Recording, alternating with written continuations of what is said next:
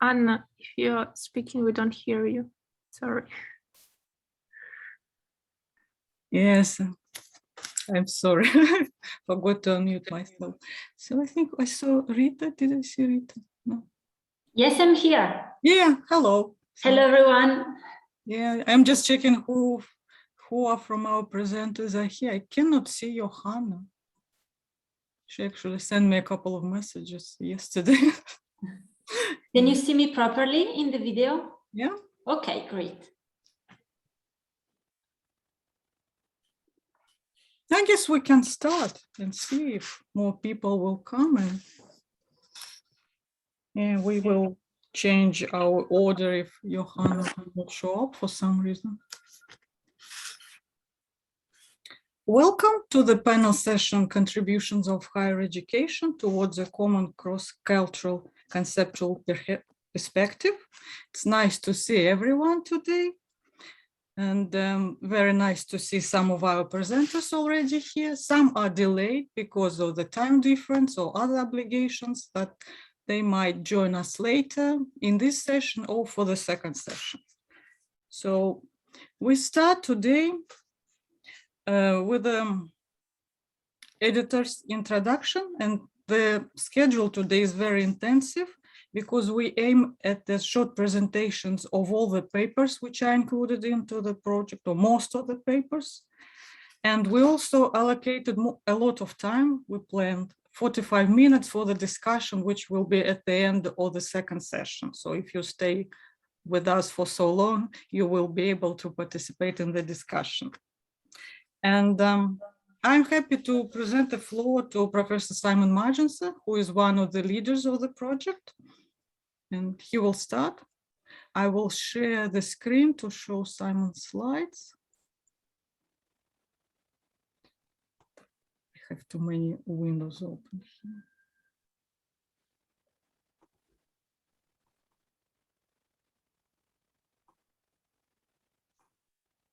Yes. Well, thank you, Anna, and welcome everyone to this seminar, and good to especially to see our colleagues from the project here. Our project is reaching the end of its first phase, which is the production of a major book on the contributions of higher education, which is very nearly ended in terms of first draft, and I'll talk about that in a minute. This project began in 2019, and I think the word contributions of higher education, actually, it was Isaac Froman's formulation. What we want to do in the project, and I'll ask Anna to go to the next slide, is identify more broadly, more precisely, the contributions that higher education sector makes to society, the economy, culture, the political and governance space, international relations, and so on. So we wanted to respond to what we saw as, I think most of you will agree, an unnecessary narrowing of what higher education does do, a lack of recognition perhaps of some of its broader impacts, and its more indirect and social functions, and more collective functions. Collective goods, of course, in social science are hard to identify, measure, and track, but we're all aware that not everything is a matter of individual benefit, whether you're talking about public health or you're talking about higher education. And a core part of our project is to attempt to make sense of the collective domain, given that the instruments that social science has for tracking the collective domain are really underdeveloped. One of the things we've found, I think, in our project is how normative, how politicized the question of the contributions of higher education is. Not just in terms of policy and politics, but in terms of civil society, various ideologies and notions of what higher education does, which are both inherited and sometimes more recent. And it's sorting out the norms from the measurable and the empirical is one of the tasks that we have. We've also found that that understandings of the contributions vary significantly between cultures and countries. And we knew that when we started, which is one reason why we chose an international project, and we've drawn on people from a range of countries, especially in Europe and North America. Might go to the next slide, I think, Anna. I mean, in terms of, you know, what the contributions are, and my colleagues are going to open up on that in much more detail in relation to their specific chapter presentations. I mean, where my own thinking has got to after quite a long time of thinking about this is that really you can understand the contributions of higher education in terms of three major areas that are distinctive and that interrelate. I mean, one is student formation, which is, I would argue, and my chapter argues in this project, is a matter of primarily self-formation, or nested in institutional and educational context, and especially immersed in knowledge, but and teaching, but ultimately self-formation of themselves by students. Knowledge formation, the important role that we have in terms of creating research and scholarship and science and so on, and in reproducing and disseminating that. And everything else, which is social formation, which includes the economic, political and cultural domains, and the international relations domains and so on. So social, understood broadly, can be distinguished from student self-formation, individual student self-formation, and knowledge formation. And those things, of course, closely overlap in practice. But the relationships between them should be thought about. You know, that's, if you like, one of the core strategic questions. So last slide, please, Anna. Okay, here's our book. And you can see that we have 12 chapters, and that's a substantial body of work. And I mean, there's some important initiatives here. One is that we've got a chapter on the cultural contributions, which I think breaks some new ground. Another is that we have a chapter on the role of higher education in elite regional formation in Russia, which again is something new in the English language literature at least. We have a chapter on the faculty contribution to government from Glenn Jones, which again, I think opens up an area which we all know is important, but it's not really codified very often, and does point to some really significant aspects of what higher education does. We've necessarily, I think, included a chapter on contribution of higher education and science to sustainability. So, I mean, you might look at that and say, well, it's probably not enough economy. A very good chapter from James Robson on graduate employment and unemployment and employability.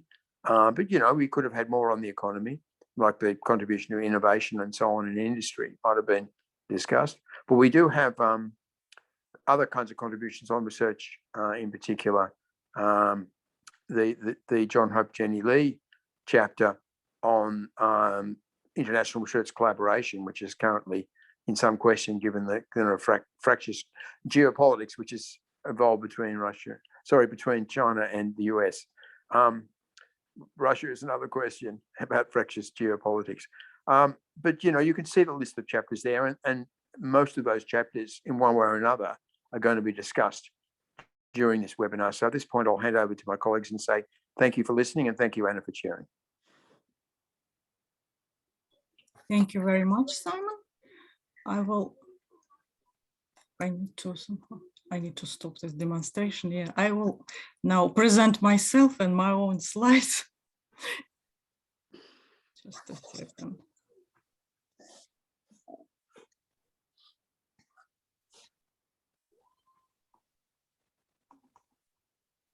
Just in 5 minutes, I will try to present the 10,000 words paper, which I wrote for this project.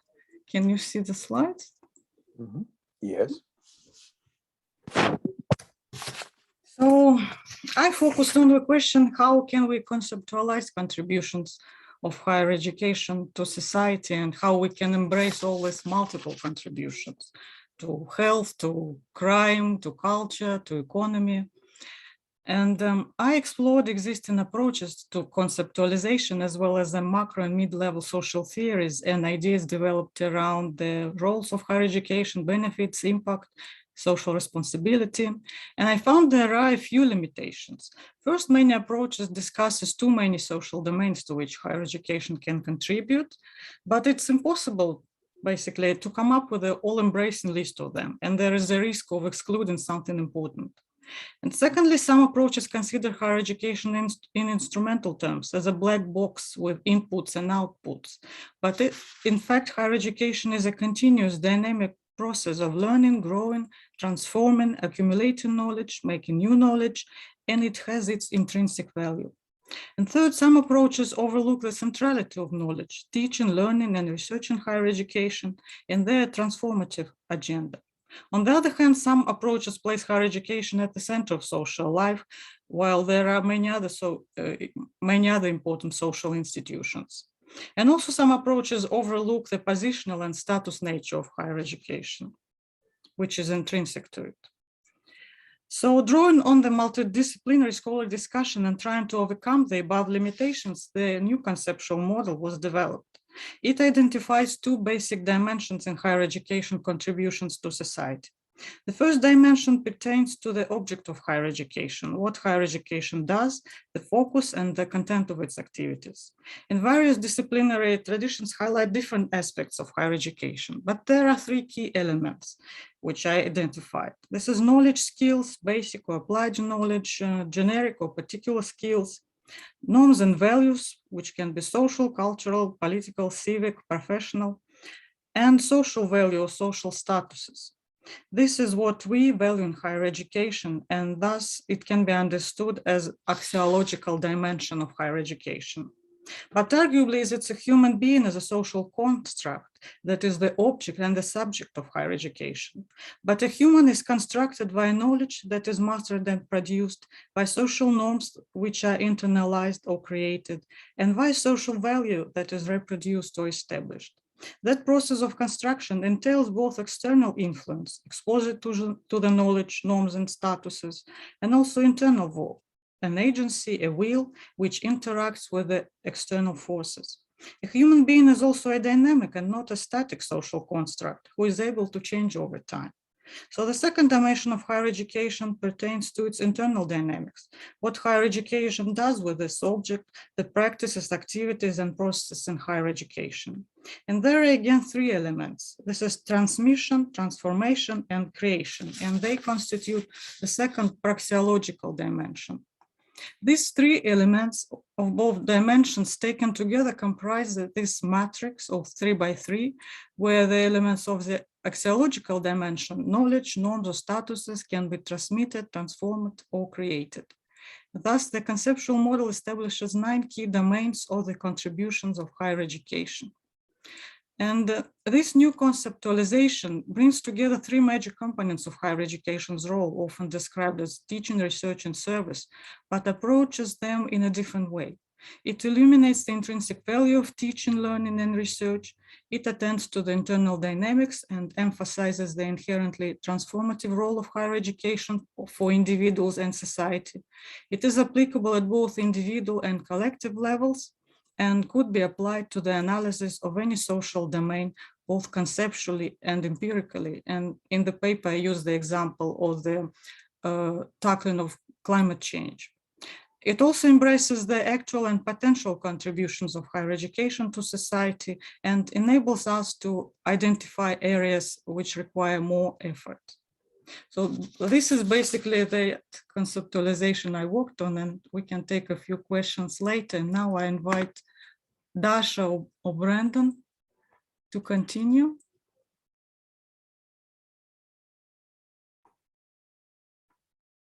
Maybe Dasha?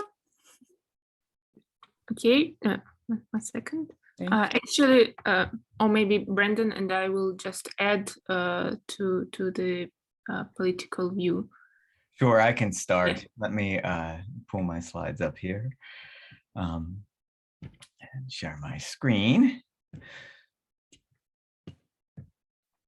So thank you very much for the opportunity to join this panel and this project. I've had quite a good time learning about thinking about contributions in a very new way. And what I want to do is highlight some of the thinking that has come from the work that Dasha and Isak and I have been doing in our chapter, but also thinking about what that means for the entire book and what it means for the project. So a starting point is that we often think about contributions in terms of rate of return and human capital formation. This is something that Simon mentioned, and I think that that is the most developed aspect of the literature on the contributions of higher education. But in fact, if you begin to think about what various actors and groups express they want from higher education. Yes, it's about human capital formation. Yes, it's about economic growth and rate of return, but there are many other expectations that come from various groups. And so government, industry, family, and in some contexts, civil society all have a set of expectations, often plural expectations that include but are not limited to human capital formation and the rate of return. And these groups tend to hope to be able to articulate what they want from higher education and to calibrate higher education institutions and systems to deliver on those expectations. But each of these ideas become difficult to achieve in a highly precise way, in part because the sector is partly self-organizing. So pretty much nowhere in the world can any one group of actors pin down and control higher education and demand higher education to do specific things in specific ways and particular outcomes. And higher education is embedded in almost all aspects of society, at least in high participation systems, which again make it very difficult to control in any kind of coordinated way. Therefore, steering higher education to produce specific outcomes is nearly impossible in a very precise or highly calibrated way, in part because of the contradictory demands placed on the sector from different groups and even from the same groups, and in part because in most countries, the sector is far too complex and extensive to control. Given the challenge of steering for specific outcomes, it doesn't mean that the expression of desired higher education outcomes or desired contributions and the enactment of those desires through policy and reform efforts are meaningless. What reforms can show us is how actors mobilize resources and set agendas, and can help us to trace how those agendas and the stream of resources created by the mobilization of agenda and ideas can guide higher education in individual institutions or systems, at least for short periods of time in specific contexts, to be oriented more towards one set of contributions or another. The most sustained reform movements are those that can adapt and can hitch new and shifting expectations to ongoing processes. One example is the Bologna Reforms. If you look at the range of expected outcomes and contributions from the Bologna Reforms, each of the communiques often expresses something new. The most recent communique, for example, stresses academic freedom in a way that had not been stressed before, almost certainly in response to prevailing political contexts in the region, right? And so this reform movement is able to attach new things to it to have some sustained influence. And so the point here is that to understand contributions, one way to understand contributions is to look at shifting expectations as they unfold through reform projects and in the various roles and activities of the sector. That matters because we cannot expect contributions to conform to predefined expectations.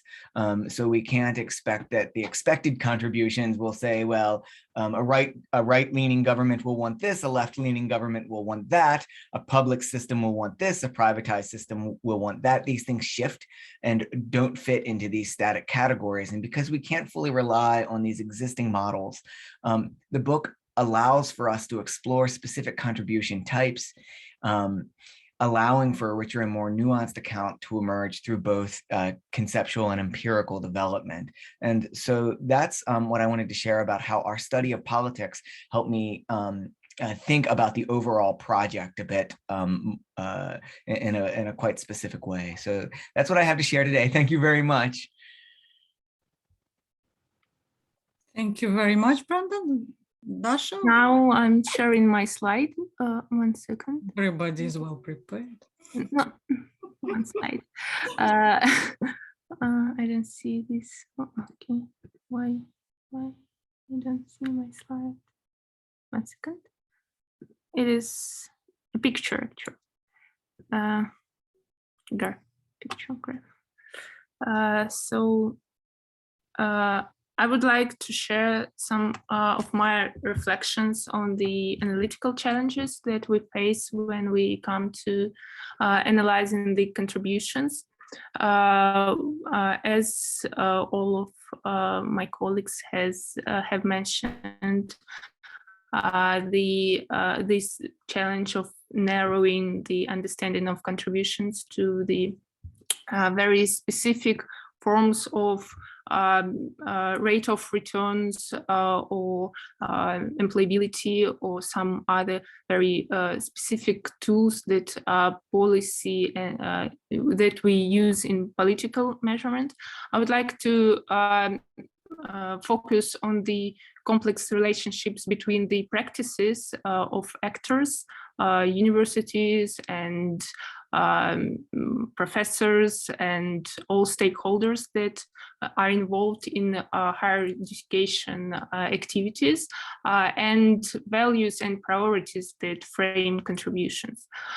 So when we try to analyze some cases, and in our book we have a lot of particular aspects of contributions, for example, climate change or relationships between the US or China, we see how the policy shape not only the aims like global visibility or, I don't know, COVID that we don't actually take now book, but it's also important how higher education should contribute to COVID pandemic and stop the COVID pandemic.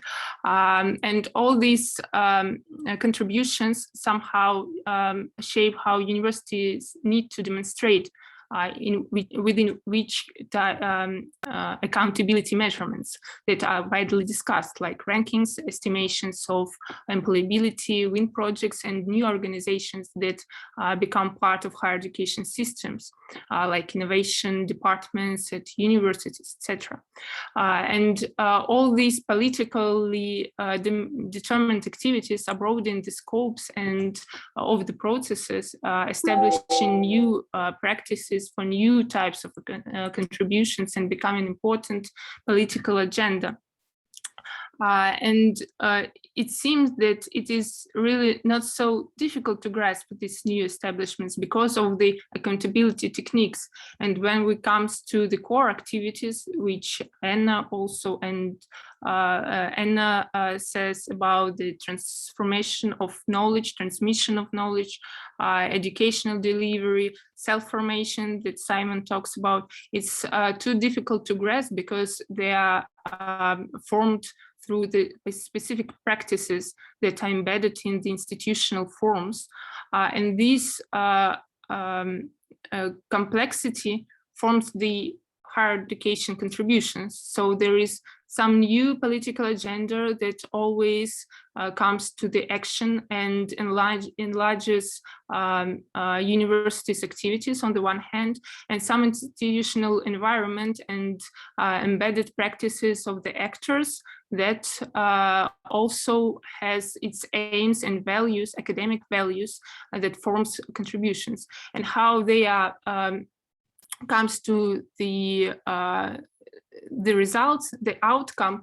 It depends on cultural, of course, on cultural environment, but in general, it shapes the unexpected effects that we don't really put into policy as the aim, but we see it in the our activities and practices. So my core idea is to try to go deeper into practices and to try to have more qualitative studies. And I hope for the future, I think for our Russian book, we will try to do this. So thank you. Thank you very much, Dasha. Yes, I'm glad you mentioned the Russian book. It's still in progress, but we're hoping to complete it at some point. And I would like to thank Simon from University of Oxford, and Brенdan Kantwell, University of Michigan, and Darья Платонова from High School of Economics for their great contributions today. And I think we can spend 5 minutes for questions, if we have any, to this set of papers, or do we have any very small questions? Please unmute yourself if you have a question, or raise your hand, or put it into the chat.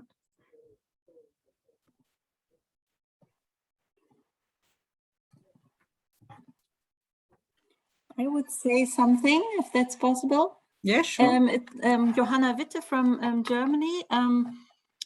It's more a comment than a question. It's actually, I think that these perceptions and attributions of roles of higher education, of the possible contributions it can make, are varying so strongly internationally. It's very hard to make a global assessment of where the trend goes and where are the black spots, and without actually going into each country. So I think we really need the second round of this book to actually feed these conceptual thoughts with empirical insights where the different countries stand.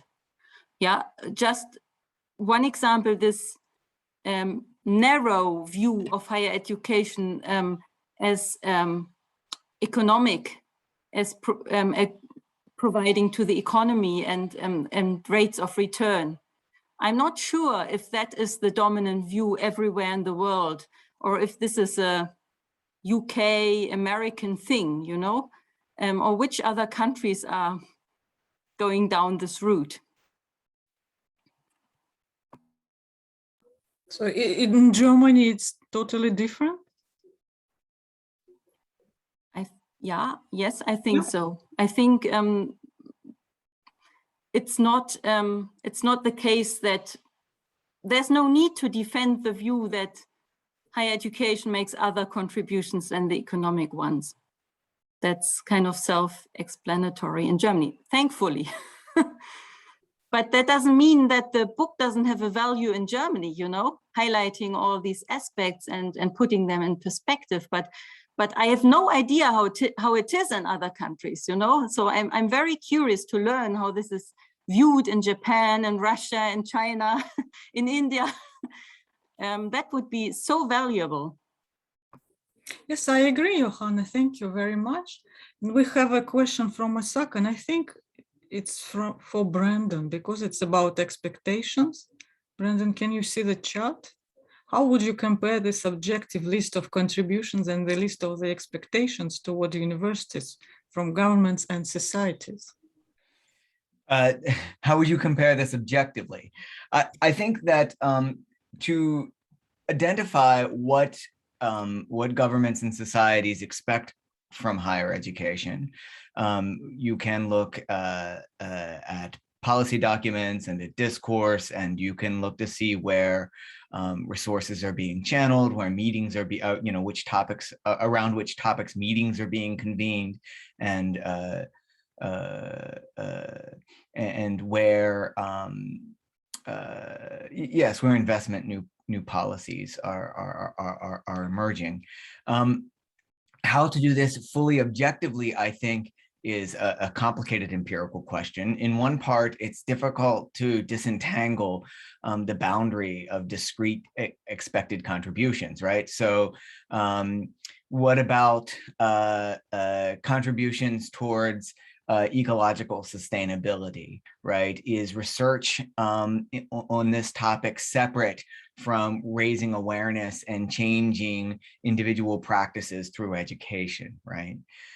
Where do you draw that boundary? The same thing with even the economic returns. Individual rates of return are something different than the social rates of return of investment.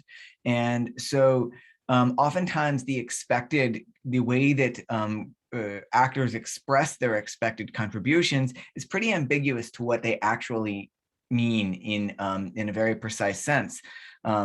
And that makes the challenge of assessing the outcomes or the extent to which those contributions are realized even more difficult if you have to work first to identify what is exactly meant by this. And then I think, as Simon pointed out, the tools of empirical social science are just so much better developed for understanding individual outcomes, in part because of the ascendance of particular types of quantitative research, where the individual is the unit of analysis. That sort of quantitative research, I won't say is dominant everywhere, but has certainly been adopted by large and influential groups like the World Bank and others. And so we tend to also ask for the things that we feel like we can measure. And this is a kind of two-way street where improving the social science tools for assessing social collective contributions, I think, will allow actors to articulate an expectation for social and collective contributions more precisely, because they'll have some sense of, well, will we be able to assess that? I'm not sure I fully answered that question, but that's my initial response to it. And I'm really sort of picking up on this word objective, because I think that there's a lot of work being done in that word. Well, what do we mean by objective? And are we talking about the objective evaluation or the objective identification of these contributions? Thank you very much, Brandon. I think we have to move on. And now we will start the presentation of the papers. And we will have a very tight format, 10 minutes for presentation and 5 minutes for the papers. So I am happy to introduce the first paper, which is by Rita Locatelli, Università Cattolica del Sacro Cuore, and Sаймon Marджинсон, University of Oxford, Higher Education and Social Outcomes, UNESCO's Common Good Approaches. Rita, are you there? Do you have any slides? Yes, I have. I'm going to share my screen right now. Yeah, thank you. I would like to thank all the panelists from the first presentation. We are getting a little bit behind the schedule. Okay. Can you see the slides? Yes. Perfect. So thank you very much for this opportunity. I'm very glad to be here and to meet some colleagues that I met a couple of years ago in person. So this is the paper that Sаймon Marджинсон and I have written in this book. So I will start with just an introduction to the theme, where this reflection starts from. Actually, the idea is that there has been a great massification of higher education systems throughout the world, and this massification has put great pressures on public finances. And the way states have responded in order to keep pace with this massification varies among countries. But in general, we can see that there has been a partial shift of costs from government to households. And another way states have responded to this massification is that by privatizing institutional provision. So this has raised a series of concerns because this hierarchical structure of educational provision may reinforce and reproduce each other, and unless egalitarian government policies are in place. When in addition, we have to make attention where high participation system of higher education become more inequitable, they come to resemble society as a whole. So these are the effects of massification that we have identified. In response to this trend that has been occurred in the last decades, we have analyzed UNESCO policy documents and communiques between, let's say, since the 1990s. And actually, UNESCO has put greater attention on the concept of higher education as a public good. The idea is that differently from from primary and secondary education, where the attention is put on provision and ownership, on state provision and ownership. The idea of higher education as a public good has more to do with the idea that the state has to fund and to regulate higher education institutions. And this has to do with the concerns of UNESCO, on the side of UNESCO, with regard to the tendencies of trends of commodification, the need to ensure public responsibility in the higher education sector, and ensuring quality and inclusion. So the idea is really that the public good needs policy oversight, but it's not a government funding monopoly. So the idea is really more on regulation and differently from primary and secondary sectors. Well, in 2015, there has been a shift in UNESCO discourse because after years of internal discussion, actually UNESCO came up with another concept, developed a perspective which went beyond the idea of public good problem in education. So in 2015, the pamphlet, Rethinking Education Towards a Global Common Good, was published. And the idea is that common goods may provide a more useful framework for the governance of education and higher education in an increasingly complex context where there is a blurring of boundaries between public and the private. And the idea of the concept of common goods goes beyond the more instrumental concept of public goods, because whereas public goods can be enjoyed as individual goods, common goods require some forms of collectivity and shared governance, both in their production and enjoyment. These goods are also grounded in the cultural and social dimensions of community, and so they are identified for their contribution to the general interest. And the idea of the concept of common goods at the macro level may be related to the idea of the common good at the macro level, as Sаймон Марджинсон explained in his book in 2016.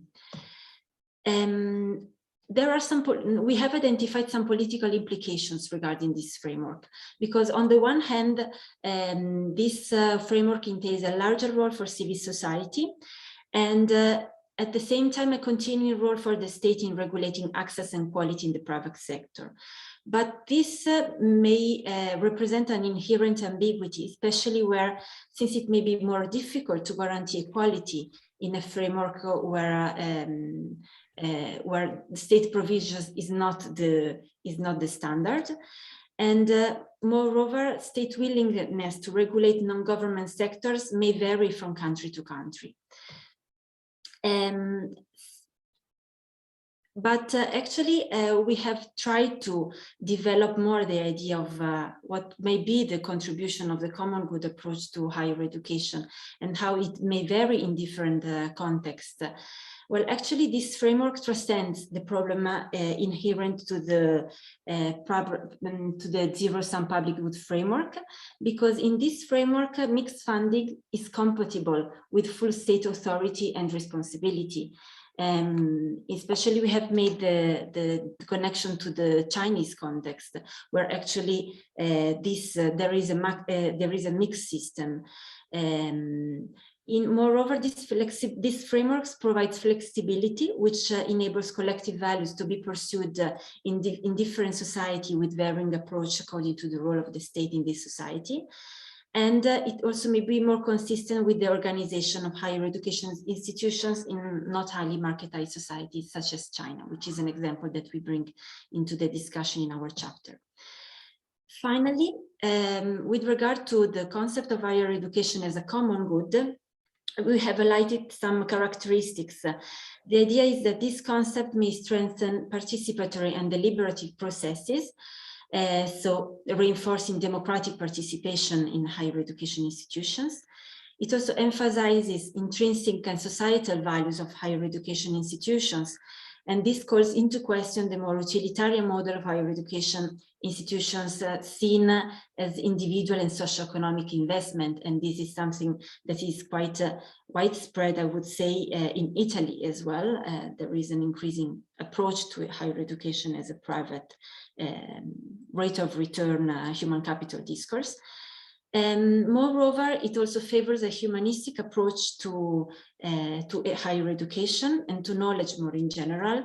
And therefore, it highlights the purpose of higher education institutions of extending human understanding through the teaching, research, and community engagement. So this idea of expanding higher education institutions in a way that resonates with society more and more.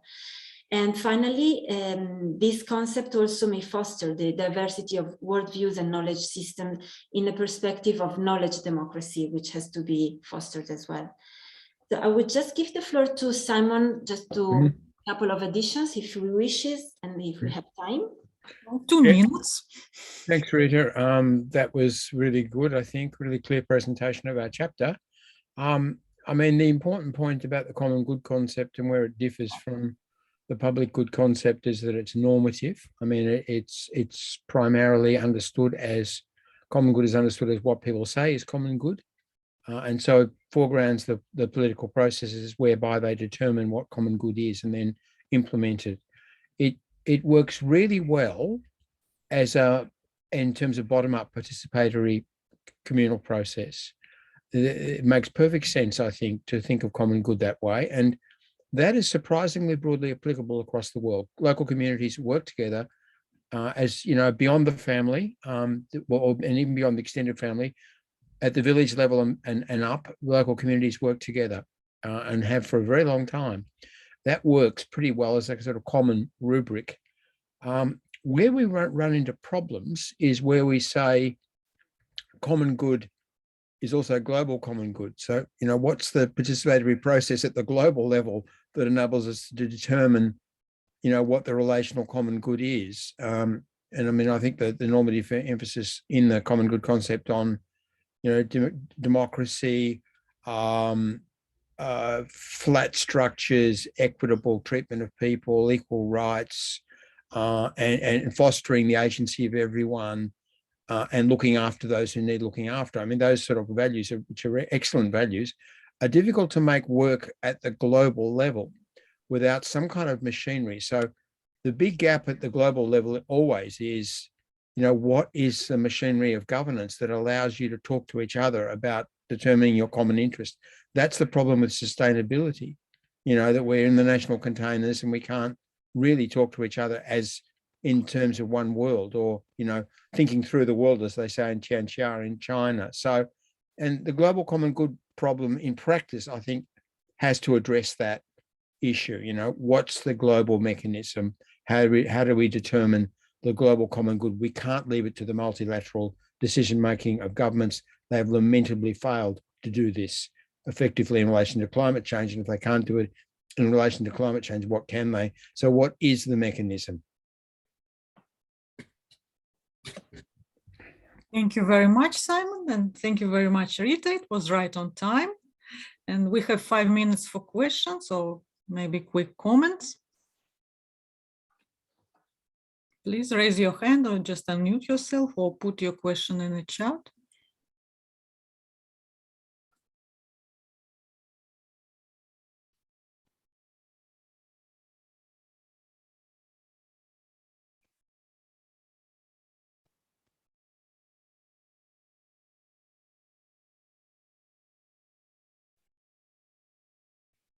We could ask each other a question, Rita, I suppose. Sure. And what's your next work in this area, Rita? I mean, are you going to continue working on the common good problem? Well, actually, for now, I have more focused on the on community educational pacts in Italy, which is a very interesting, but it's more at the level of primary and secondary higher education institutions. And the idea is that of understanding what are the mechanisms that may enable community participation at these levels of education. And there are some very interesting examples. But now, Simon, you just raised my interest on the idea of global common good problem. So I'm not, I may be putting my head on this idea as well, and see actually well, the problem of indigenous peoples, of ensuring knowledge democracy at the global level. So these issues in terms of sustainability as well. So the idea of confronting different development models and what kind of actors may be called into question in determining what is the global common good beyond, as you were saying, Simon, beyond multilateral organization, and who has to ensure these dynamics. Moreover, what does it mean in terms of higher education institutions? So to what extent does it relate to internationalization issues and so on? So maybe there may be some discussion around this. I would just say in relation to that problem that, you know, it's possible for higher education to advance this issue quite a lot through what you might call loose coalition structures on a world level. I mean, in some respects, you know, I mean, what we need to do is, you can't say that nations aren't there. I mean, the nations will continue. So we need a process alongside nations that's more effective than international negotiation. Now, that's not going to happen at the level of you know, if you like, formal politics, but it can happen through major institutions such as our own, working together on a loose coalition basis on a worldwide scale. We already do quite a lot of this. There are consortia in higher education which are reasonably effective in some ways, in some areas, especially regionally. Europe also cooperates really well in our sector, and probably more better in our sector than almost any other area. So, you know, it's possible to imagine quite a close collaboration in some areas across the world in relation to, say, research on climate change, which is operating, you know, not necessarily against states, but separately from them.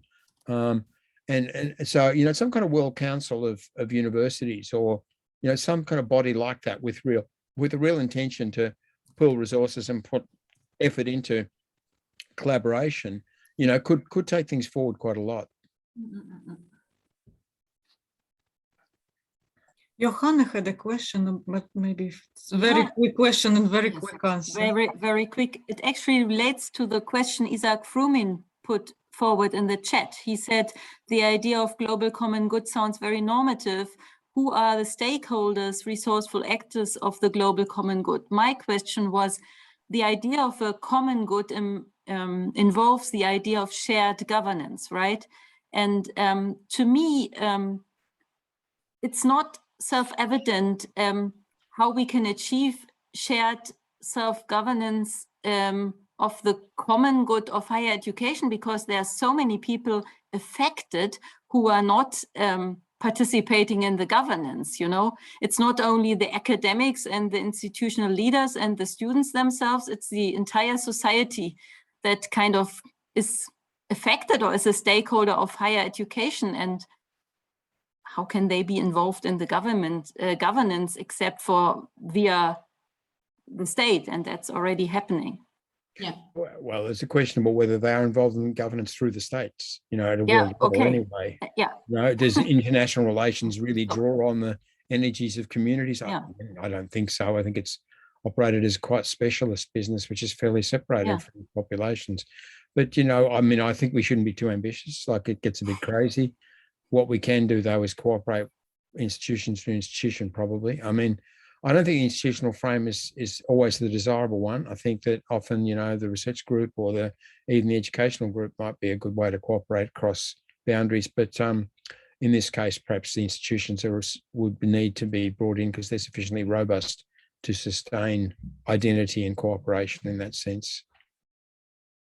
But, you know, Isaac's question, I mean, you know, of course, it is very normative, it's all very normative in common good.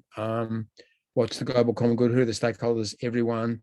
Well, we can't do it all at once, can we? You know, we just got to work towards it, it seems to me. And, you know, if we can't do it in relation to sustainability, and the imperatives are so enormous, you know, we'll never do it. So I think we should probably focus on trying to build common good approaches around the sustainability issue and you know, all the related issues, not try to do, you know, to reinvent global international politics in holistically, but to try and achieve cooperation for practical ends in ways which are knowledge intensive, and that's sustainability is the obvious one. Thank you. Thank you very much, Simon and Rita. May I just try to answer as well to Joanna a little bit? It's a very short answer, 30-second, Alma. Because, well, it does not pretend to be exhaustive, absolutely. And I think I agree very much with what Simon has just said. A way in which entire society may be reflected as well in the democratic, in higher education institutions, may be the third mission of higher education institutions, that is community engagement. There is room for community participation and democracy as well to be fostered in that mission. So it's just a very tiny, so the state is representative of the entire society as well, but a tiny way in which society may be directly involved and can shape. There can be mutual exchange between society and higher education, maybe by reinforcing or revisiting the way the third mission is understood, and well, that's it. Thank you very much, Rita. Thanks, Rita, again, and to Simon for their presentation. And now we have to rush quickly to the next paper. I'm happy to invite Ksenia Romanenko to present a paper written in co-authorship with the Finnish colleagues, Terhi Nokkal and Jussi Valima, who unfortunately were not able to come today, about the cultural contributions of higher education. Good evening. Yeah. Good evening, dear colleagues, and thank you for this project. It was very inspiring and enjoyable experience for me, and it was a real joy of international cooperation. To start with this picture, not because I'm just because I just like moving pictures, but because it's funny that the first image that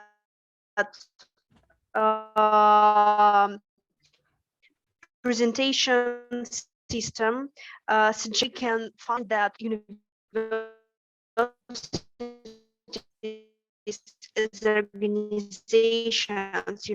with its traditions and with it can become a part of global imaginary and global cultural imaginary, and of course the style of cultural artifacts and graduations caps and graduations, and the style of dark academia, which is very popular, is nowadays students, Tumblr and TikTok culture. It's also a part of cultural contributions of higher education. But of course we focus not only on this imaginary things, but also on real universities and its contributions to urban cultures. And why we decided to study this topic, because of course there are a lot of separate studies on separate cultural activities which can be connected with universities. That's the analysis of how student festivals can influence urban economy, or special literary studies on campus novel, but there is no any common conceptual framework, and our input and our contribution was to create a kind of a system, a kind of a table, a classification where other researchers and we of course can continue our understanding of cultural contributions of higher education. The other reason is a kind of ideological or disciplinary, because we try to find other senses in higher education research, not to compare universities with factories or with organizations with its input and output too quickly, and focus on some cultural contributions.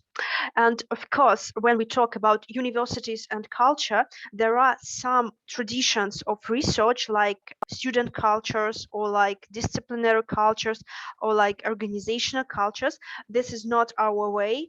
That's other type of research and other type of theoretical understanding, because we are interested not in local organizational culture of any university or in student culture, but about interaction between universities and higher education as institute with broader society and broader culture. And what's our approach, what's our methods? Several stages. There's analysis of cultural artifacts related to higher education. There's a critical reading on research literature, and secondary analysis of research literature, and in addition to it, the empirical research of web pages of higher education institutions around the world, where we try to check university libraries, university gardens, university orchestras, etc., because in our understanding, that's also a contribution, a cultural contribution of higher education. And of course, what is culture? Because our topic is too broad, and understandings of what is culture is also very broad. And I think that the first association from the word culture is theaters, opera, classical music, but of course not. It's also popular culture, and of course also it's culture like a system of meanings, like a system of values, traditions, so that in our very broad classification, we try to keep in mind that university culture and cultural contribution of higher education, both university cultural infrastructure like university theater or university galleries. In addition to it, university contribution to urban culture, urban cultural events and cultural institutions like common project between university and city library. In addition to it, universities as a system of traditions, norms, understanding of what is cultural heritage, what is national heritage or local heritage, and how university can help keep it and conserve it. And in addition to it, of course, we can say about representations of higher education and university. I've started from I've started from the cultural artifacts and cultural symbols, and I will finish with stories of campus novels and college movies. And what's our classifications? To resume it, we found three main directions: higher universities which maintain cultural infrastructure, universities which can support external cultural activities, and universities producing culture through internal cultural groups. And here, that's this table. I understand that letters are rather small, but it's a kind of it's not full statistics, of course, but it's just examples to see what cultural infrastructure universities have. That's museums and galleries and bookstores and botanical gardens and concert halls, and of course universities themselves in historical cities, for example. I can say it here, can be themselves a part of culture, for example, like architectural masterpieces. Universities, museums, libraries, buildings, and gardens can influence society at local, national, and international levels, and they can be kind of a bridge between scientists, academics, and society, for example, in common project between university museums and city, university libraries activities, and secondary schools. universities' participation in urban festivals, in urban concerts, etc., etc. And to go deeper, we can see how university museums or university galleries or libraries as cultural institutions themselves can play a role of a place or of an institute of conservation of highbrow national or local culture. And here are some examples.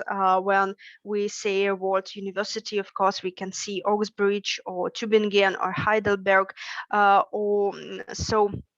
these universities and these places, these university cities can be a part of cultural contributions itself. Other thing which is very important about this contribution that students and professors like local communities can shape cities. So this type of contribution is shaping because, for example, students as local community in a city can pretend to find places they like discos or bars or street art, so that urban cultures can be shaped by universities and by students. And the very interesting fact that some university cultural activities, another example, can go through borders of local culture or urban culture or university culture itself. And here are some examples where activities which starts as student activity or university activities like intellectual shows or the system of KVN, Club of Funny and Adventurous People in post-Soviet countries can be a bigger institute which in a contemporary situation is not a university activity itself. And of course, it was maybe the most pleasant and inspiring part of our study that, of course, university's contribution to culture and university culture contribution to society, that's a representation of universities in highbrow and lowbrow culture. And there's a very good examples of college movie and campus novel, where we can see that in representations of cultural activities, university can be about personal growth, about relationships between students and their professors, about university as a place of personal growth and independence. To finish and to make bridges between our topic and previous topics, we can say that, of course, we see some intersections between cultural contributions and political contributions. These are two examples, but we can find more of them. That's, for example, universities play a big role and European romanticism, and when universities play a role in cultural and national renaissance in European countries. And another story which is closer to our period, about 20th and 21st centuries, where university cultural activities became protest activities, and from 1960s to contemporary to nowadays. That's all, and thank you for your attention. Thank you very much, Ksenia, for this innovative research project. And we have 3 minutes for questions or very small comments.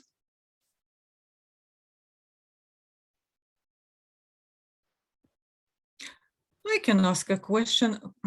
How do you think these cultural contributions have changed over time? You know, kind of in which direction or, well, scale probably increased, but what kind of new areas maybe emerged? I guess it's continuing because of several factors. There's a move from highbrow to lowbrow culture. And I think that in cultural contributions of universities, now it's not only the galleries with classical art in Cambridge, but in addition, now we can say about street art places in contemporary universities. I think that's the first factor, and the other factor, which is there's a strong connection with the first one, is the massification of higher education and a very diversified student body, so that we can say about some united and some common university culture, because now it's too diversified. Thank you, Ksenia. And we have a question from Svetlana Shenderova in the chat. What was your principle to choose the countries and the universities for analysis? In our kind of a quantitative analysis, we try to find the maximum information, and I think that there's all countries in the world which have universities, and we check the information about their cultural institutions, and I'm talking about that table, and that's in our kind of a quantitative part of research. And in our qualitative part of research, we based on research literature, where we try to find examples and cases which can be connected with our classification. Yeah. Thank you very much, Ksenia. So we will now move to the next paper. I am happy to invite Johanna Witte from Bavarian State Institute for Higher Education Research and Planning. And she will talk about university science and climate change. Very important topic for everyone. Sorry, thank you very much. So, can you see it? Can you hear me? Yes, yes. Good. That's all good. Okay, great. So why doesn't it move to the next slide? Okay. Okay, so why a chapter on climate change in this book? I think everyone will agree upon the urgency of the climate crisis.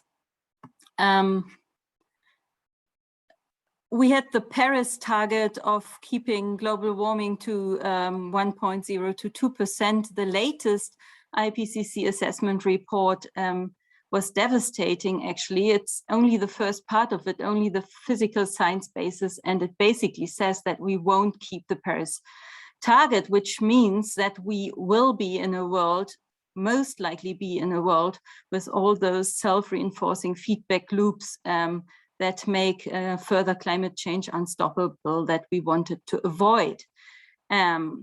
So we will have to both prevent even worse further climate change and adapt to climate change. We are in that world already right now. And everyone will agree also that there's a responsibility of higher education for helping to tackle those problems. We are in an era which geologists have called Anthropocene, which actually means that this climate change is man-made, human-made, and that we have actually started to affect the geological development of the Earth. And this impact upon the Earth is enabled by scientific progress, of course, not directly, but mediated via the economic and societal development. So actually, what higher education and science have to contribute here is a kind of meta contribution. It's not merely a contribution to the functioning of the economy, of society, of the political and cultural system. It's a transformative task. It's one of those tasks that Anna has actually pointed out in the first part. Actually, there's expectation towards higher education and science, and also, I think, increasingly a self-image of higher education and science of leading this encompassing transformation in production and consumption patterns that we need, and also of change of behaviors and attitudes.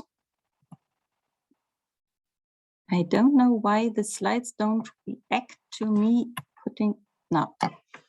Okay, what's the contribution of this chapter more concretely?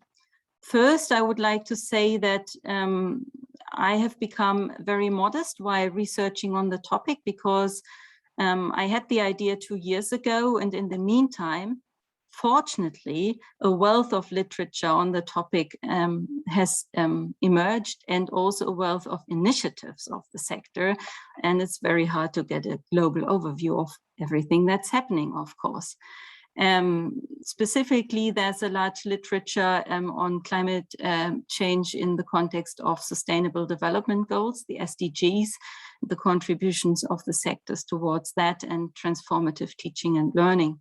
And also a colleague of Simon at Oxford University, McCohen, has come up with a conceptual framework on the contributions of higher education towards climate change, which I found very useful. Okay, and nevertheless, what I'm trying to do is to give an overview of the contributions of higher education and science towards tackling the climate crisis, the different dimensions, and what different actors' role is in this context. I give some examples from the German experience mainly, and I see this as a possible starting point for an international mapping exercise.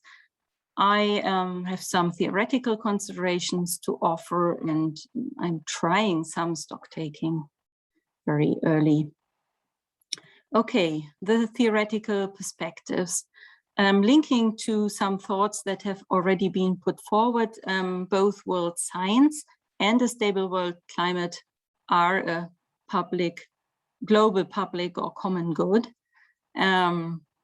And it's up to humankind basically to maintain the global public good of a stable world climate. And I think science has a key position to function as a world mind, the global public sphere, and towards politics with respect to awareness of the climate issue and its consequences. And potentially also international education has a contribution to make towards sustainable development. There's a good article by Robin Shields drawing attention towards the climate footprint of international education, of student travel basically, but also he's highlighting that international education, by actually contributing to the awareness of students of global issues and a sense of global responsibility, can also make a positive contribution towards sustainable development. Okay, second strand of thoughts is the social embeddedness of higher education and science. Science is providing the basis, or has been providing the basis, for the Industrial Revolution and economic growth. It has also contributed to a worldview, an idea of man that has led us into this crisis. Man as exploiting the earth, man as finding solutions to every problem, technical solutions mostly, and also the idea of unlimited growth and a decoupling of economic growth and resource use, which so far hasn't fully taken place. Science is embedded in the sense that it is heavily dependent for its functioning on funding from both public, so state, and private resources. And it also has an own not negligible climate footprint that it hasn't reduced to zero yet. So actually science and higher education play a Janus-phased role towards climate change, because they see themselves, or they are both a Cassandra warning of the effects of climate change, and they are culprit of this climate change. So there's a need for critical self-examination of the sector, of ourselves. Okay, to go a step deeper, why is it so difficult for higher education and science to make their contribution towards tackling the climate crisis? They are themselves actually victims of a general social trend where, you know, instead of the former like vision that actually efforts, human efforts are actually bring about progress. The kind of central or feeling now is societal feeling is that everyone has to run faster to only to stand still. What we also see is it's for each of us increasingly difficult to actually think of the future or care for the future. We have seen that in COVID, where everyone was very occupied with the present. So there's a shrinking of the presence to the coping with the current moment. And higher education and science are themselves prone to these acceleration mechanisms through a couple of channels, through funding, through, you know, the way publications functions and the need to publish at increasing frequency, basically career patterns and mechanisms for career progress, and also what we see in curriculum development with the Bologna process in Europe, certainly, where students are having less and less time for self-formation, basically. So how can higher education and science get the functional freedom to play the needed roles?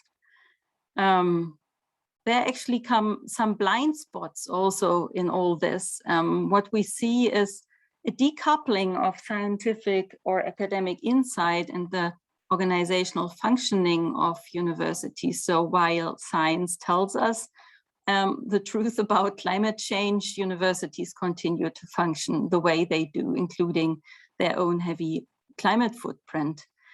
Also, the self-conceptualization with respect to politics or the relationships of higher education with politics might be a blind spot, because this is something that's very hard to make sweeping statements, because it varies a lot internationally. But I can say certainly for Germany that the traditional self-image of higher education has been that you know, higher education and science provide the research results, and the politics looks after the political consequences and the implementation. And we see that this is maybe already changing, that academics get increasingly impatient and make stronger statements towards policy, but I would say there's that is still in its infancy, and there's much need for an even louder and clearer voice of science with respect to politics. 10 minutes past, I'm sorry to. Okay. Okay, what do I do? You just quickly sum up. Okay. Okay, I just glanced through this, and I'm happy to send everyone the slides who's interested in them. These are the dimensions in which higher education is involved in the climate issue, and in my paper I've gone through all these dimensions, discussed all of them, and given examples on all of them. I won't go into it. I actually wanted to highlight one dimension, which is science and research. I think I don't even really have time to do that, but maybe let me tell you that there are a couple of minutes. Yeah, I have. Okay. Looking into what contributions science and research make towards tackling the climate issue, 3 dimensions can be distinguished, and they are actually already distinguished at a global level. If you look at how the International Panel on Climate Change is organized, the IPCC, which basically provides the science basis for the UNFCCC's climate conventions. And that is scientific assessment, that is measuring and explaining climate change, then mitigation, that is technology development, including also the needed transformation of and social change. So technology also in a social sense, yeah, how do we change as societies, how we change our consumption and behavior patterns. and adaptation, which means the coping strategies and dealing with the climate change already taking place and the damage and loss that it brings about. Maybe a very quick look at climate science funding. There's a very good study by Overland and Sovercall who looked at OECD research funding that went into climate change in the OECD countries in the last 30 years, and they found that it was about 3 to 5% of research funding, but, and that's maybe alarming, only 0.1% went into social science research on mitigation of climate change, and that is actually a very important research, because that is research about how we can change our behavior patterns as a society. Okay, I come to my last slide. I think there's a need to strengthen this transformative and creative functions of higher education and to interpret them in much more radical terms than before. I think there's a need to look at the black spot of higher education and science with respect to their own carbon footprint. I was actually alarmed that on a global scale, only a handful of higher education and science institutions documents their carbon footprint so far. In Germany, it's 4 institutions actually, out of about more than 200. And also the loose coupling of research insight and organizational change in higher education institutions is something we would have to look into, I think, or think about as a sector. Then the other point where we need to change, I think, is the relationship of science and the politics of climate change, because at the global level, we mainly have this linkage through the IPCC, where world science basically presents their results, and that provides the basis for the global climate change agreements. But there is this immense implementation gap when we look at national implementation of the climate targets. And we have a lack of similar structures at national level. So where are the structures for systematic interaction between science, higher education, and politics at national level? At least for Germany, I can say they are inexistent. I think that holds for many more countries. So I think there's a need for a changing role of higher education and science vis-a-vis politics. So needed a change of self-image and self-conceptualization. And but saying that, I'm aware of a lot of international variation in that, and also that these roles are already changing, I think. I think that higher education and science are seeing themselves more and more as leading transformation in higher education, in society. We can see that in the Scientists for Future movement, in the Race to Zero movement that universities have joined, and in many more movements. So I would be very happy if this chapter could become a starting point for an international mapping exercise of where the sectors stand in different countries. Thank you. Thank you very much, Johanna. This is indeed a very important chapter, and we hope that you will continue your work. But I'm afraid we completely run out of time. So I invite colleagues to ask questions in the chat or wait until the discussion time in the second panel, because we still have one paper in this panel and we will reduce our little break. But anyway, so now I'm inviting Glenn Jones from University of Toronto to present his contribution, faculty contribution to government. Very good. I wonder if we could stop, if you could stop sharing the screen, and then I'll start sharing my slides. Yeah, you can try to share. Terrific, thank you. And thanks for the to the conference and to the editorial team for the wonderful opportunity to do some work in this area. I very much appreciate this. Let me just maximize. Good. So this is a paper about the role of individual faculty and their direct role in the public policy process. And so this is really an exploratory analysis. It's really an attempt to look at literature from political science and a relatively small amount of literature within higher education to understand something about how individual faculty contribute directly through their expertise to the public policy process. I think it's important to recognize that we have a body of literature about the relationship between higher education and public policy.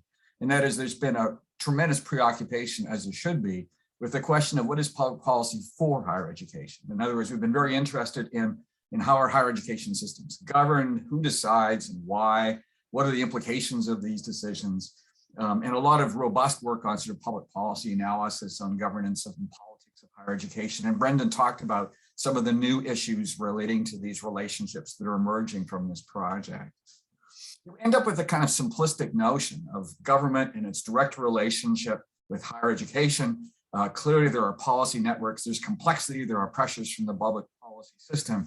But the notion is to look at government and higher education in this relationship. And a lot of this literature has largely focused on this kind of notion of a primary relationship. What's the relationship between universities and government in terms of how these institutions are steered or governed or left to their own recognizance? But we've also been quite aware, I think, through the history of higher education about what would be called secondary relationships. In other words, we're aware that higher education institutions have other relationships with other sectors within government. Think of the Ministry of Health and its complex relationships with faculty of medicine or nursing. Think of the Ministry of Agriculture and its relationship to faculties of education, environmental science and botany. So there's been a lot of sort of recognition of these relationships rather indirectly in terms of the ways in which professors provide expertise to government or to pressure groups associated with particular kinds of sector activity, and also as members of the attendant public. So just a few sort of initial concepts that frame this. It's extremely important to recognize that governments are extremely complex organizations, as are universities, and that they involve a wide range of policy areas, just as universities involve a wide range of areas of expertise. And that given this complexity in government, responsibility is often delegated down. In other words, there are often clear lines of authority, depends on the government structure and arrangement. But most policy emerges closer to the bottom of the government arrangement, closer to the notion of meso or meso levels of the organization, which deals with specific sectors of policy activity. And most of this policy activity is becoming increasingly technical and specialized. The very nature of government is requiring increasing specialization of knowledge because policy itself has become increasingly specialized and technical. And there's also, I think, this notion of increasing use of policy networks in the understanding of government activity as a kind of black box way of recognizing that policy emerges within government, but emerges through interactions with stakeholders in pluralist systems, through the work of pressure groups or interest groups, but even in other kinds of systems, the notion of industry associations, the notion of other kind of allowed stakeholders, even in situations where there's modest levels of civil society, but there are still organizations and others which are involved with this consultation process. So you end up with a simplistic view of government that's sort of turned around. So we become very interested in government in terms of sectors, in terms of the specialized areas of decisions taking place within government that require specialized knowledge. And we also recognize that those sectors have policy networks. So we end up with a very complicated picture of government where decisions are often decentralized. And then each of those decision areas or policy sectors involves policy networks with a variety of stakeholders and other participants within the policy process. And then at the university side, we're all aware of this picture, and that is the notion of a multi-university, the notion of an institution that is somewhat hierarchical, maybe flatter than many other organizations. But we're at the bottom, and where the real action is taking place in terms of research and teaching is surrounding faculty expertise, and with tremendous breadth of expertise within many of these institutions. So when you put these ideas together, you end up with this kind of complicated look of government, which is making decisions on the basis of sectors, and often in relationship to universities where there are this faculty expertise. And as I will note, there is a lot of evidence to suggest that at least in many systems, there's these kind of fluid interactions, almost web-like interactions, as government sectors try to obtain the expertise of university faculty, or university faculty are sharing their expertise with those within government, either directly or indirectly through the public policy process. So one of the key roles in which this takes place is as advisors and consultants to government. And this is common in many systems. This is the notion of expert panels or advisory bodies that show up as a body of literature within political science about use of expertise and consultants. The notion of actually entering into consultant arrangements. Sometimes these arrangements involve paid arrangements, some do not. Conducting research at the request of government, in other words, specific projects requesting government to try and address particular policy issues. And of course, responding to requests for technical expertise. Some of these may be quite informal, and maybe a telephone call or an email. Others may be other relationships that are longer and more substantive. But these kinds of activities are taking place in many systems on a fairly regular basis. In addition, there are the roles that university faculty play to other groups and other members of policy communities. In other words, providing research expertise to interest groups, to stakeholders within the political system, participating in advocacy coalitions, working with intermediary bodies and think tanks, again, sharing their expertise within the policy environment in order to essentially try and improve the quality of policy that emerges from this process, at least given the expertise of that particular professor. And then also as members of what might be called the attentive public, and that is, there are many faculty within universities who, as a function of their expertise, are actually studying and monitoring elements of public policy. They are trying to study and understand and contribute to those policy conversations.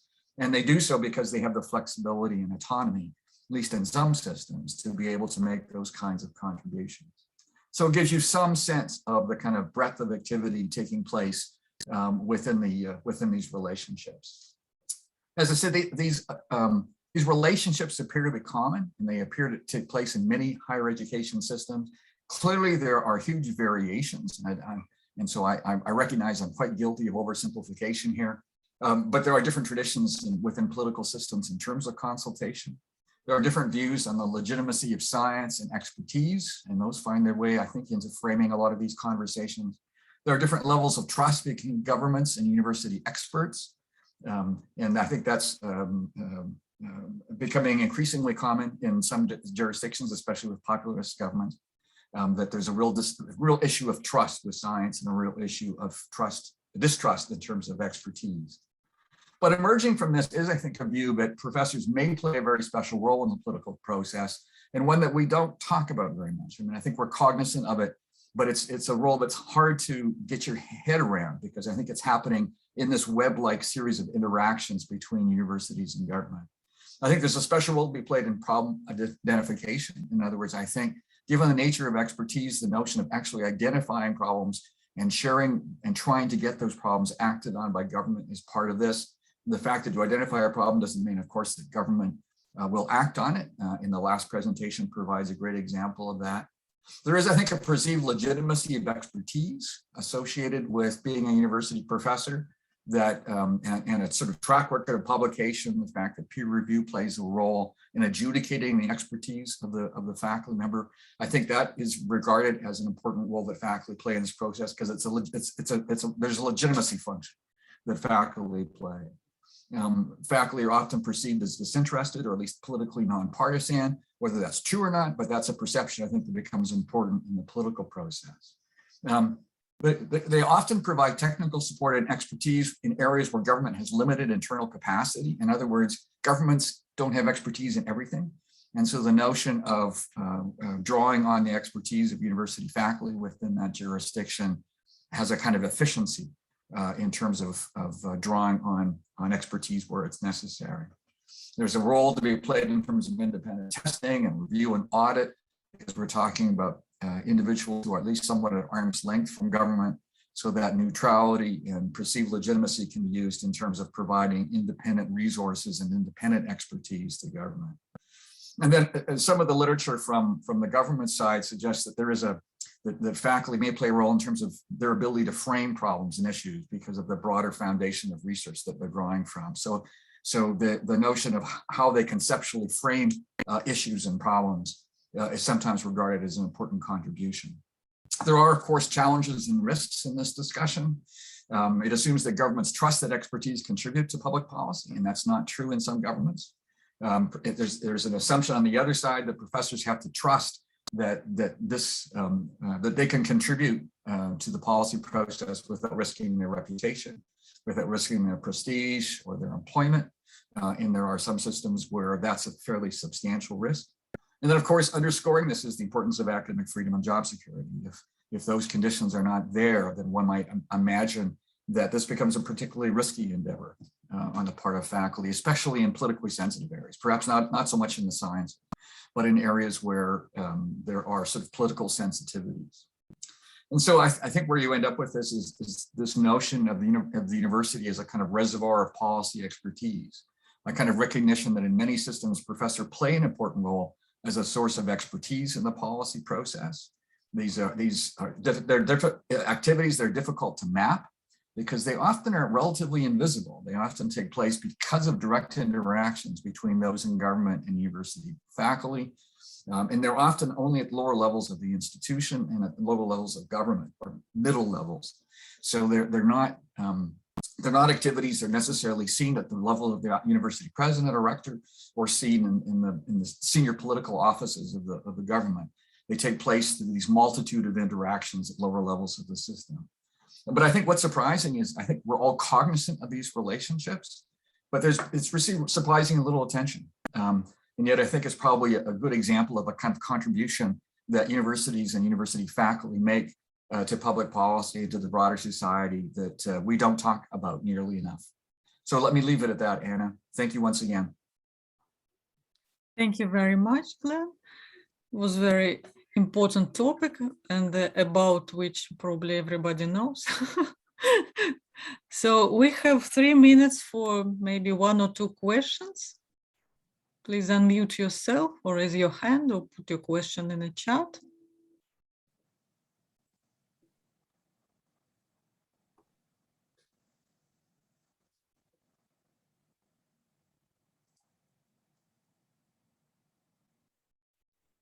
If really nobody wants to say anything, I would say that I like to say that this paper's really shown me that we need to strengthen the interlinkages between our papers. I mean, between all of our papers, but there are so many interlinkages, and the book is. So you muted yourself, Johan. Oh, sorry. Did you hear anything of what I was saying? We heard the first part, I think, about. Okay, sorry. Okay, so we would strengthen the book if we read each other's chapters and not only cross-reference each other, but maybe rework the chapters a little bit, taking into account the other's findings.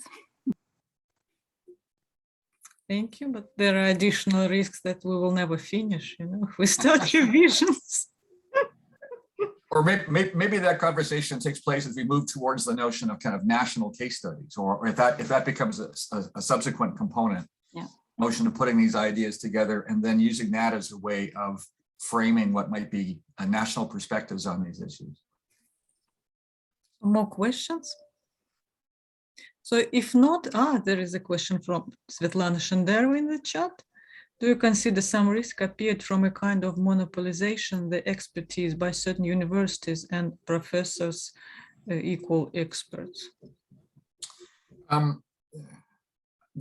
mean, I think this is a very fluid activity, and it's dealt with differently, I think, by different institutions. In other words, I think most in many systems now, the notion of universities and their contribution to either the knowledge or the knowledge society, knowledge economy, this notion of social engagement is receiving increasing attention. So I think there's actually supportive activity within universities in terms of encouraging faculty to participate in these relationships with society. In others, there's a fairly traditional view in terms of there are some systems which would view some of these activities almost as moonlighting, especially if it's taken too far. I have a sense that it clearly, the notion of prestigious universities, the notion of research components emphasizes and influences these relationships. But I'm also aware of how this can often be quite local. So in other words, I'm not sure it's just about the top researchers and it's just about the top institutions. I think there is a local regional dimension to some of these relationships, especially in terms of local government or in federal systems like Canada's and Germany's. That, I mean, the notion of regional governments, regional public policies, and the notion of regional and local geographic connections, I think, plays a role as well. So I'm not sure I'm answering your question. I'm trying to frame it a little bit. Thank you very much, Glenn. I think now we will have a 5 minutes break, and I suggest you can turn off your cameras and mute yourself, and we will meet in 5 minutes to continue. Thank you very much to everyone.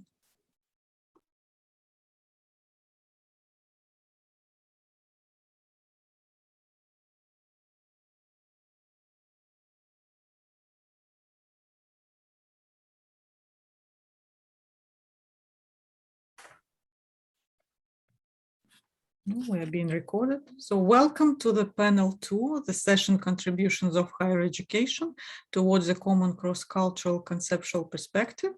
I'm very happy to introduce Mark van der Vende from University of Utrecht, who will talk about global contributions of higher education. Mark, please, the floor is yours. Thank you, Anna. Good afternoon, everybody. Good evening. Almost here. As I said, this is happy hour in Holland, so I'm probably the only one among my colleagues who's online trying to make sense of higher ed in the global space, but and at any time that's relevant. So my chapter in the book is the global contributions of higher education, as many of the contributions are expected to contribute to the global challenges that the world is facing. And I'm looking in particular at the conditions that are necessary in terms of the system to be open, but also at the opportunities and challenges that such systems are now being faced with. So the logic basically is that an important condition for higher education to contribute to the global common good is that the national system in which they are first and foremost embedded, universities, allows higher education institutions, universities to do so. And that condition is system openness, that the system is sufficiently open to the international and global context for higher education institutions to contribute indeed to the global sphere. They do not only allow universities to contribute to global challenges, for instance, but also allows them to benefit from it in terms of enlarging their pool of potential human and financial resources, to extend learning opportunities, to spur excellence in teaching and research, etc. So it would look to us as a positive, important condition, and probably to some of us, certainly in Europe, as a sort of taken for granted, a sine qua non. But my chapter also discusses that system openness is being challenged by weakened national steering capacity, especially by weak control over cross-border flows, I will explain, and by, I think, consequent nationalist, populist critique, and by national security concerns. And this seems to have potential consequences for things at home, like academic freedom and institutional autonomy, for collaboration, and it could, in return, actually jeopardize the capacity of higher education to contribute to the global common good. So the question that I basically address in this chapter and in my work at the moment is, how open can it be? And I'm trying to conceptualize open systems and the explore this, as I said, related opportunities and challenges and consequences. And I illustrated with examples from the EU, which is a strong proponent of openness, open access, open science, open borders, you know, and which has created the world's, I think, the world's largest and most developed public open space for higher education and research and development. But it also puts the notion of system openness in perspective of a world of weakened multilateralism, and where the values of openness and of an open society, for instance, are under pressure. Globalization seems to be shifting. The theoretical framework for open systems that I present aims to explain how the virtues of an open system may at the same time reduce the national steering capacity that is actually needed to provide for adequate system coordination, especially with respect to the education function. So let me share for a couple of seconds my screen with you. Does that work, Anna? Yes. Okay. Because these theoretical insights can be derived from system theory. And it basically goes like, when social systems are positioned as open to their environment, so contrary to closed systems, internal conditions may be affected by the flows across the system's boundaries. So the condition of a steady state within the system is influenced by the energy that flows across the boundaries. And the need to achieve or to maintain a desirable condition, balance within the system, then necessitates control over the flow of energy across the boundaries. And that need to maintain a balance and equilibrium within the system while keeping it open at the same time, that's a new and complex task. And I think what we see, certainly here in Europe, is that especially the lack of control over cross-system boundary flows is a challenge for which national authorities, policymakers, ministers are usually not or ill-equipped as far as they understand the dynamics, first of all. That is because available steering concepts, the available instruments are usually fit for the national system, as if it's presuming it's a closed system, and they just fall short.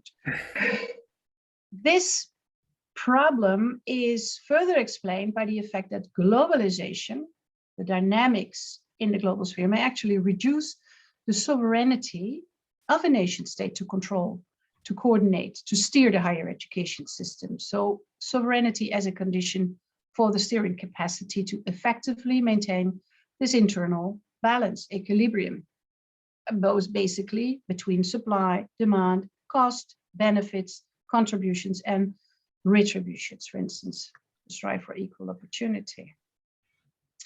Thus, for an open system to succeed, an internal equilibrium needs to be maintained, but with restrained steering capacity. So this problem seems to, let me see, which button is still, here.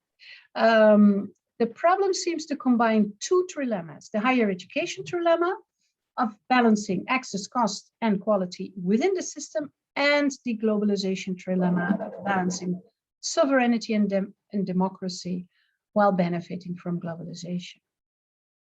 And the combined trilemmas, I think, explain the key tension in open higher education systems, especially so in a European context, EU, I mean, context, where higher education is a public good, heavily subsidized by the state as a welfare state arrangement, and open to students from all member states on an equal condition as to domestic students.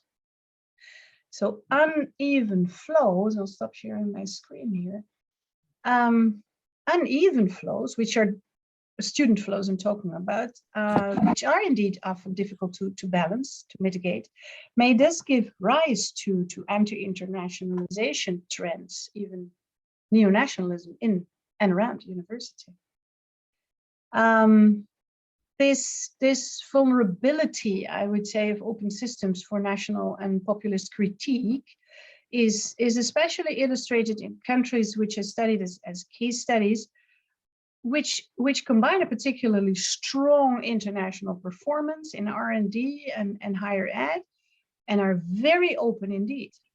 And I mentioned for the United Kingdom, the Netherlands, Denmark, and Switzerland. And all four have been struggling from their different positions with this complexity of combining the virtues of open systems with constrained national sovereignty. You hear the echo of we want back control here. While their performance benefited greatly, and that was primarily generated by the EU's principle of free mobility and equal rights of citizens, and also access to supranational research funding, the insufficient steering at national level has led to unequal student flows, consequent, uneven financial burdens. Thus, the backlash against free mobility principle, against internationalization, even as such. We see that these populist movements, and they're not exclusively positioned at the let's say the extremes of the political spectrum. They may also actually be voiced by center parties, at least that has been the case in the Netherlands and in Denmark, have led to limitations on internationalization. For instance, limitation or even blocking English taught programs and other measures. And of course, the high prices have been paid by the higher education sectors in Switzerland and notably the UK upon Brexit, losing participation and access to EU programs. Final point, since these principles of multilateralism and open trade and open borders have been challenged more generally in the global sphere, and security guarantees have been weakened, digital threats increased, etc. The EU has been struggling with this, with the consequences of its openness. And really, it has taken up the question, it had to face the question, how open can it be? And also this in the field of research, particularly, I think, in the field of research and development, where the increasing geopolitical tensions and changing globalization paradigms are challenging there also the open system. And I use, again, the EU to illustrate, as I say, because it's a strong promoter of openness, including open science. But these ambitions are thus being challenged. To illustrate, in 2020, after it named especially China as a system rival rather than a strategic partner, which it did a year before, in 2020, the European Commission erected barriers for participation in Horizon Europe against Chinese and US companies. It's not just a EU-China thing, so the next talk will also be interesting to hear. To avoid unwanted knowledge and technology transfer.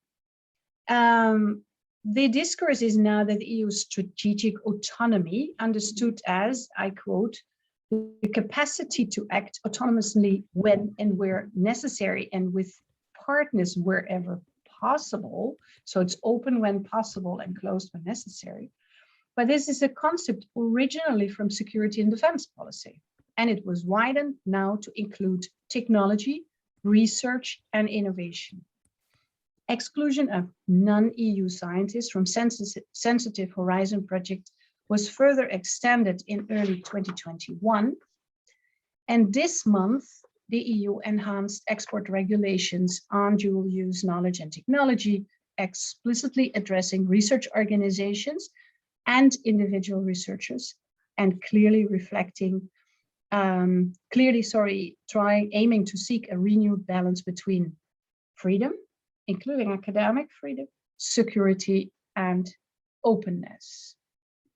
So questions that I have on my mind are also for the discussion. How can the EU and Europe's universities strive to fulfill this fundamental need for openness and the free flow of knowledge and ideas, while addressing at the same time, or being required to address, the legitimate concerns, I think, over security and values, strategic interest. How can these European political goals be achieved without interfering in the principles, EU principles of institutional autonomy and academic freedom? And last notion, clearly the EU seems to is reducing its openness in order to better protect security, and I think is aware of potentially constraining freedom, academic freedom, and it is doing so under its competency in trade, because it has only a very weak competency in education, as you know, a slightly stronger one in research, but the strongest competency of the EU is in trade, not foreign affairs or external policy, but in trade. So how can the benefits, the virtues of open higher education system as a condition for higher education's valuable contributions to global challenges and the global common good, as well as the benefits for the sector itself, be sustained under these conditions? Thank you. Thank you very much, Marit, for asking all these difficult questions. And probably in some countries, this battle for open system was already lost, like in Russia. Yes, so I think Simon had a question. Well, it's really you know, what do we do type question, but I've got one suggestion. I mean, I think national equilibrium always was, you know, in open systems always was a myth, but we could kid ourselves politically that it was possible. But, you know, Pax Americana really offered a formula that enabled national governments to proceed on the assumption they could maintain enough control over their circumstances. You know, the assumption of rising prosperity that came with the global trading environment as a free trading environment was very attractive. And a lot of people bought that for a long time. What's changed, I think, is that, you know, that if you like, the natural instability that comes from open systems in the global environment has now come home to roost because Pax Americana no longer delivers, you know, at least the level of control and certainty that it did before. So it's all about appearances, isn't it? But a lot of it is. But, you know, Pax Americana no longer appears to be a guarantor of national stability. So, you know, you've got this sudden rush to the security, politics of security, you know, national control being exerted in all kinds of ways, probably ineffectively in many respects, but not altogether, as we know. And it's really beginning to bite into the sector. I mean, week by week, day by day, stuff is happening to interrupt academic freedom and normal discourse. That, you know, things have been made sinister and problematic that were perfectly all right a year ago. And this is going to continue. It's going to get worse. And what's happening in Russia too, with a rapid change on the border, you know, in Russia's international dealings with, is going to be replicated to some extent further in a lot of places, and is being replicated to a degree almost everywhere. So with this flight to the politics of security disrupting HE's normal relationships, we should be putting our notes together about the national situations. You know, we should be cataloguing what's happening in the disruption of academic freedom and autonomy, and the new regulatory requirements that we're all being required to pursue. I mean, my former country of Australia is going through spectacular changes. You know, it was a very open environment for a very long time all over the world. It's going through major changes in terms of being closed up. And, you know, it's happening in the UK, it's happening everywhere. We should be talking more about it. Well, there is actually quite some monitoring and going on, and has been going on for a couple of years, because I think it started earlier than just a year ago. I would flag two in particular, three. The Magna Carta Universitates, the observatory of the Magna Carta is precisely doing this, reporting about it, very concerned about academic freedom and institutional autonomy. The European University Association holding a scoreboard, and there is also academic research into it. I think, yeah, well, I could mention some, but I can also put that in the chat, some examples. But I agree, yeah, we should be vigilant. But initiative is definitely there, and more. I could also, also look at IAU, Scholars at Risk. There's more going on. University associations are active. Thank you very much, Mark. I think we need to move to the next paper, and I'm inviting John Holt from University of Arizona, who was very kind to us to participate because it must be very early in Arizona. I think it's 10 hours difference with Moscow. So very much appreciate his participation. John, are you there? Yeah, I'm here. Thank you. Hello? It's not too bad now. It's 8:30 in the morning, so there's no issue at the moment. I'll share my screen and then I'll begin. Yeah. See it. So I'm unmuted and you can see my screen. Okay, so I'd just like to start by thanking Anna, Brendan, Daria, and Simon for inviting us to present our work today, and also for inviting us to contribute to the book. Our chapter, mine and Jenny Lee, is titled U.S.-China Collaboration in Science for the Global Common Good, and it focuses on trends in U.S.-China science and technology cooperation and its relationship to universal global science. So I'll begin with a brief background on the topic. Science and technology cooperation has played a central role in U.S.-China relations since the two countries normalized ties in 1979. Over the last 4 decades, a complex web of science and technology relations has emerged between the two countries, enhancing both countries' abilities to engage in science and to contribute to global common goods. Science and technology cooperation between the two countries has occurred through several channels, including government, corporate, and university. However, recent U.S.-China geopolitical tensions have threatened cooperation between the two countries. For example, through the U.S. Department of Justice's China Initiative, the U.S. continues to scrutinize and prosecute ties with China as a means to counter economic espionage. And this has resulted in higher levels of uncertainty amongst academic scientists and a general chilling effect toward U.S.-China collaboration. Yet we found in our research, despite these tensions, U.S. and China-based researchers continue to increase their levels of collaboration, including on pressing issues such as COVID-19. So with this background in mind, our chapter examines the potential impact of geopolitical tensions on U.S.-China collaboration and each country's knowledge production capabilities. We also consider the ripple effects that such strains may have on knowledge production within the global knowledge network. And in relationship to the theme of the book, we discuss the impact this may have on the ability of academic scientists to contribute to global common goods, with particular attention given to universal global science. In our analysis, we examine trends in cross-border student and scholar mobility, as well as trends in U.S.-China scientific collaboration. And in this presentation, I'm just going to review some of the main findings of the chapter and relate them to what they tell us about how U.S.-China collaboration contributes to the common global good of universal global science. So I'll start with cross-border mobility, university level training, and the relationship to knowledge production capabilities. Our chapter presents data from several sources that show there has been a consistent growth in Chinese graduate student and scholar mobility to the United States, and a growth in the return of Chinese students and scholars back to China. We argue that this mobility has contributed to enhanced US and China S&T capabilities and to growth in research output for both countries, and then also an increase in ties between the two countries. From a common goods perspective, the growth in cross-border mobility and the subsequent impact that this has had on capacity building and knowledge production in both countries demonstrates how cooperation between the two countries has positively contributed to the collective global good of universal global science.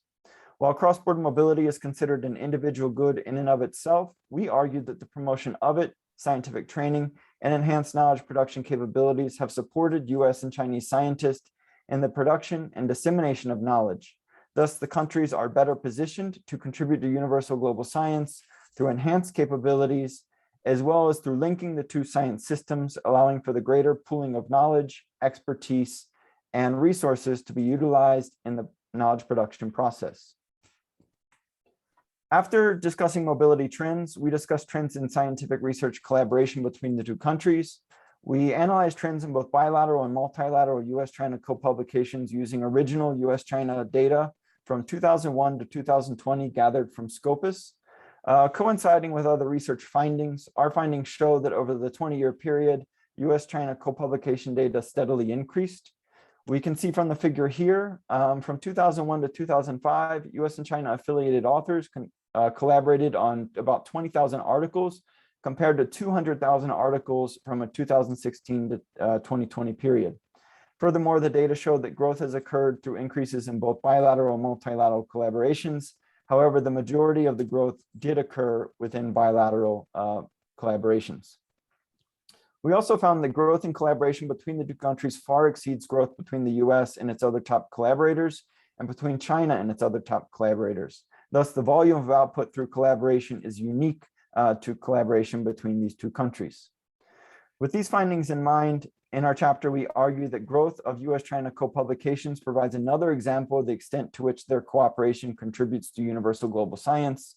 The growth in knowledge production networks between the US and China, as well as between the US, China, and other countries, means that knowledge flows more easily across national borders, increasing its value and potential as a global common good. Knowledge produced through collaboration contributes to the global stock of knowledge, and once available to the global scientific community, it can be applied in various ways, including but not limited to new knowledge production, policy recommendations, and the direct application to solve global challenges.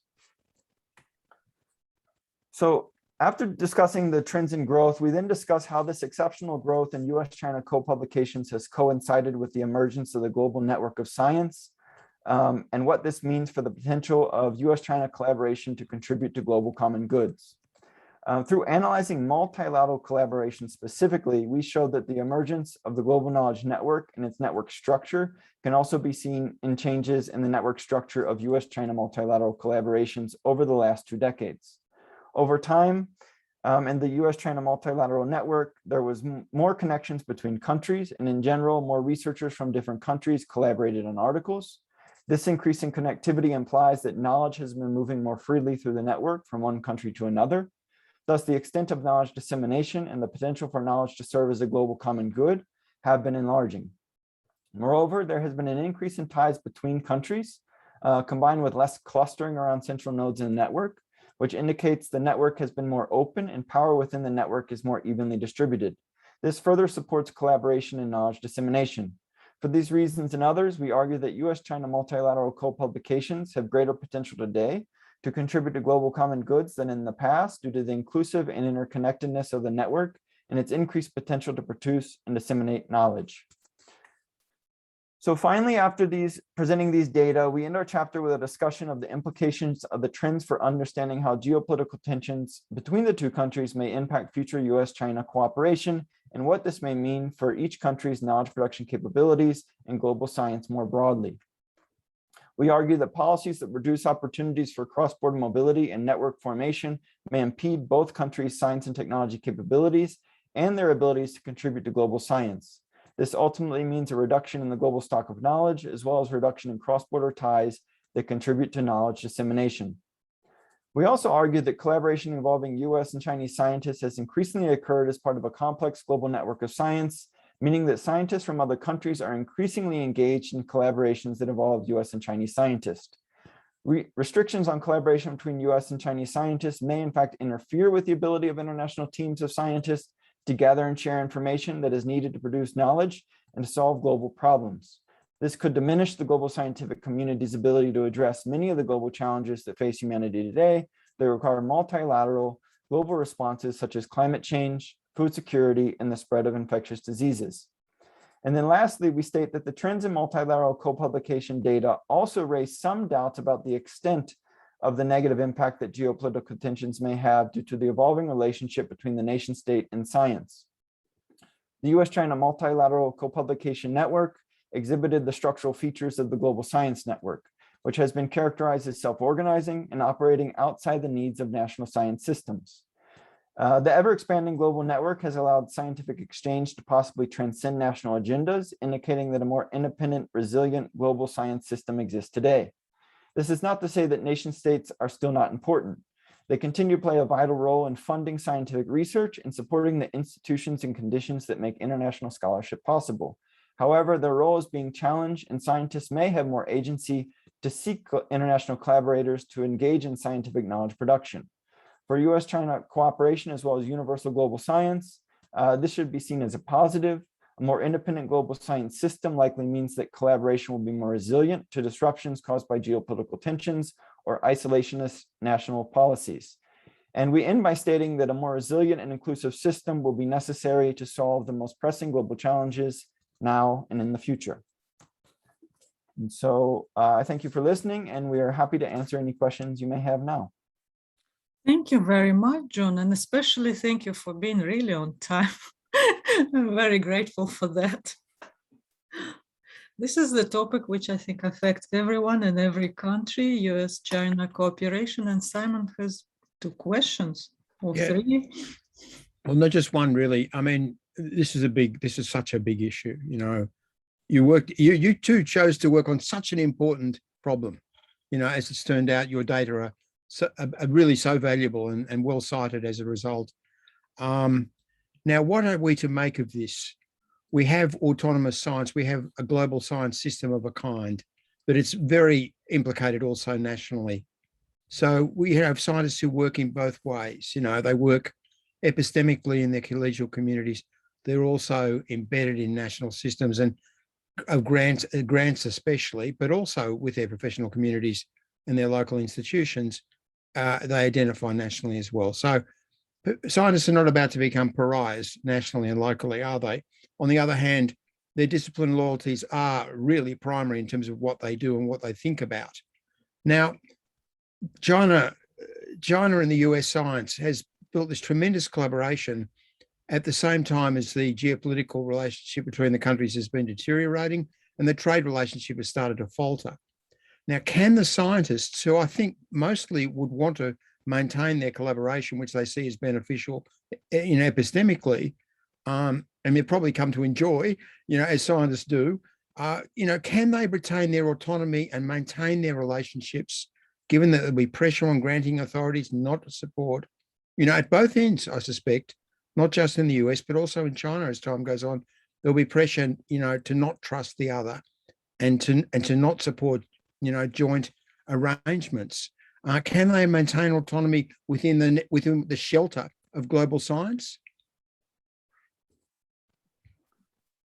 Thank you, Simon, for your comments and question. You know, this is a trend of where we are so far, and this shows the strength of the global science system, but is not a prediction of where things will go, right? This is clearly an unusual time throughout the world. But John and I are also currently doing a study where we're talking to scientists directly who are currently collaborating on US-China around COVID-19, and it's taking on some different forms. So in this chapter, we're counting, it's bibliometrics, we're counting publications, but we're also learning that the form of the collaboration itself is maybe changing, where where scientists may be less inclined to apply for federal grants, where they feel they will be under more scrutiny and tougher procedures and disclosures, possibility of violations, investigation. And I think that climate raises new questions about the extent of federal funding, not from the US government, from scientists themselves and their willingness to apply and to be under this intense scrutiny versus open source data, alternative forms of funding, as well as what we've also learned is that many of these collaborations have long been established. And now with challenges to immigration, especially for our graduate students and postdocs, the chilling effect that the China initiative has also means questions about the future of new partnerships. And these are some enduring questions, I think, for the next few years that I hope, throughout the world that we pay more attention to, is what is the form of these networks and to what extent are these new networks being established at the same rate they were before? John, I don't know if there's anything you wanted to add. No, I think there's just a lot of conflicting understanding amongst scientists, where there's some that argue that it's not being promoted, yet you speak to others who serve on NIH review panels who say that NIH, for example, does promote science and international collaboration with China. And I think that they're currently, depending upon the ability of funding agencies and the government and institutions and scientists to come to a common understanding of what's expected in terms of collaboration and dealing with issues like conflict of interest, How does that play out in the near future? Like Jenny's saying, will determine kind of what happens moving forward. But I think one big thing is scientists currently in the United States that we're speaking to are halting forming new partnerships with Chinese counterparts, but they're still trying to maintain the relationships they have. So I think that moving forward, although in the data we're not seeing any real shifts in terms of knowledge production declining, the growth has slowed down. It's going to be a matter of whether or not the networks keep forming and blossoming through student and scholar mobility and through networks that form at international conferences that will lead to the continued growth in 5 to 10 to 15 years. I think it was Gramsci made the comment about American faculty, you know, in the prison notebooks. He was surprisingly well informed actually about intellectual currents in the US. And he made the comment that nowhere in the world does the state give its intellectuals so much freedom to make up their own minds about what they do. And nowhere else in the world are those intellectuals so loyal to the national mission. Now, I think all of that's now going to be tested. Thank you, Simon. Let's take a quick question from Marek and quick answer from Jenny and John. Well, thank you. That is most interesting. And as Simon said, these data are priceless. Question, do you anticipate to look more into what categories we need to think about or to distinguish within the idea of scientific collaboration? If you look at the regulations, it's very specific. Some of it is very specific to fields of research, which are maybe included or not, TLR levels, technology readiness levels. So fundamental research excluded, what is already being published excluded, but included things that, you know, it's really how refined should we, should our data be to understand what's actually going on? I can comment on that.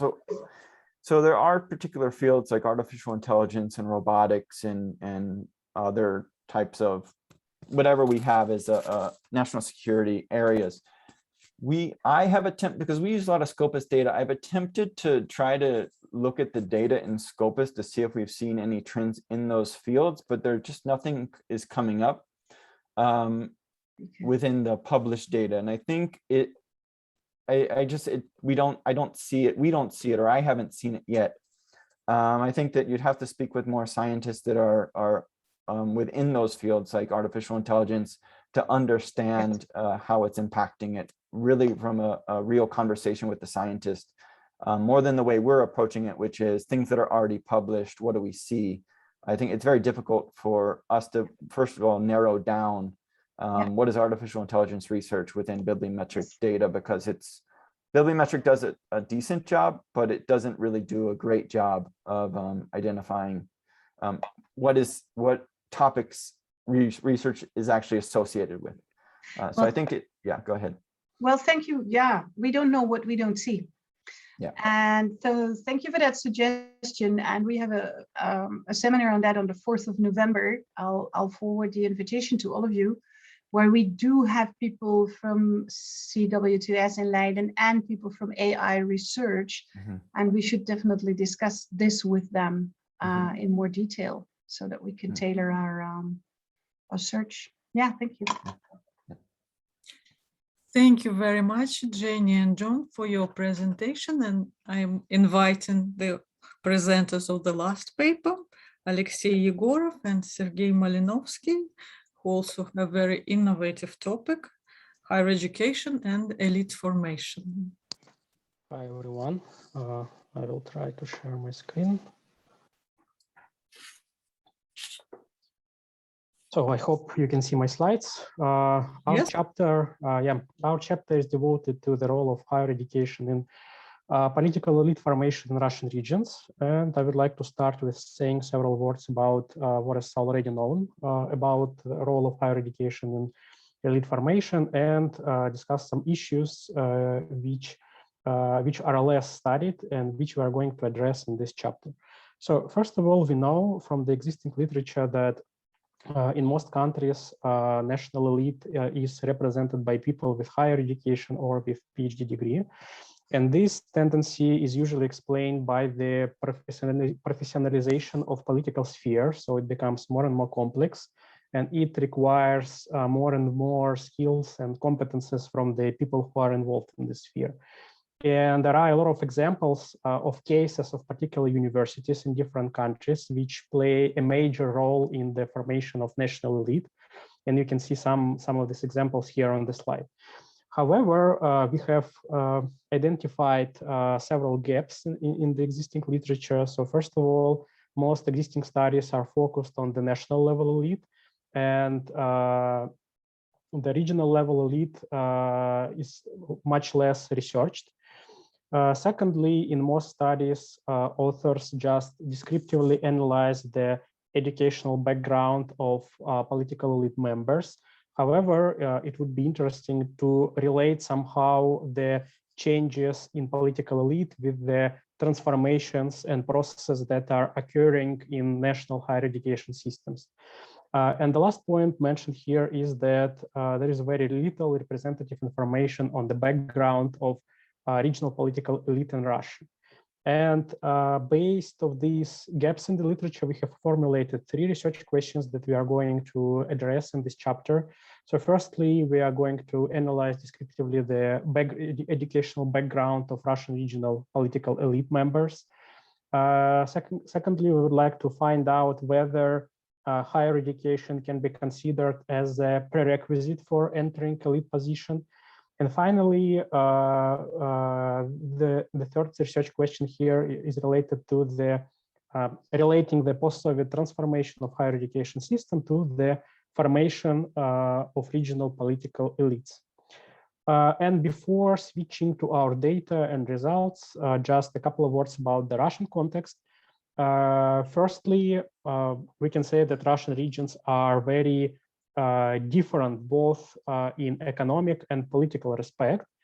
However, despite this high level of differentiation of Russian regions, the political system is rather centralized. We have the domination of the ruling United Russia Party.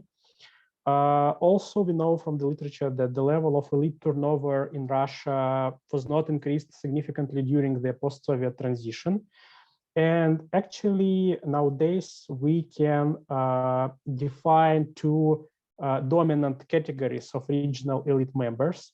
The first category is represented by people with the military background, so-called siloviki. And the second category is represented by the business person who are the holders of the major economic assets in regional economies. And here's maybe one of the most important part of this chapter, because for this analysis, we have collected our own data set that includes 3,737 individuals.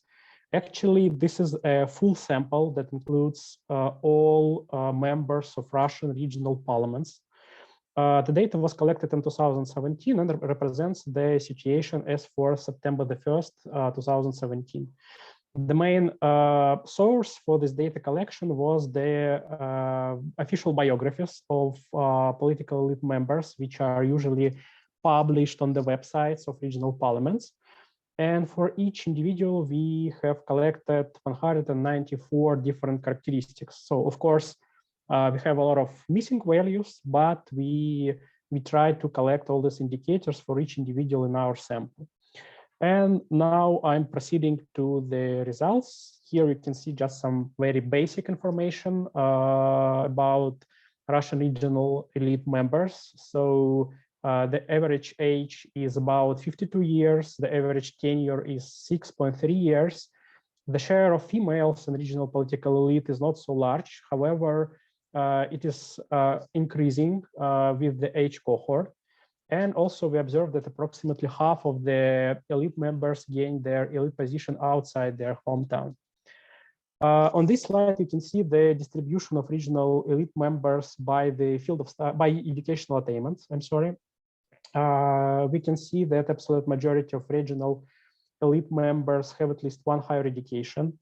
We have also approximately 10% of elite members who have just a vocational education. And these kind of elite members we can observe predominantly in regions which are historically industry-oriented, like, for example, Kemerovo region, Sverdlovsk region, and so on. And if we compare this distribution with the same distribution of the whole Russian population, we can conclude that regional political elite members on average are more educated than the whole Russian population. Here we can see the same distribution of elite members by the field of study. The majority of individuals in our sample were graduated in engineering and technology and the social science. However, these numbers significantly vary by the elite generation. And here you can see the illustration of this point.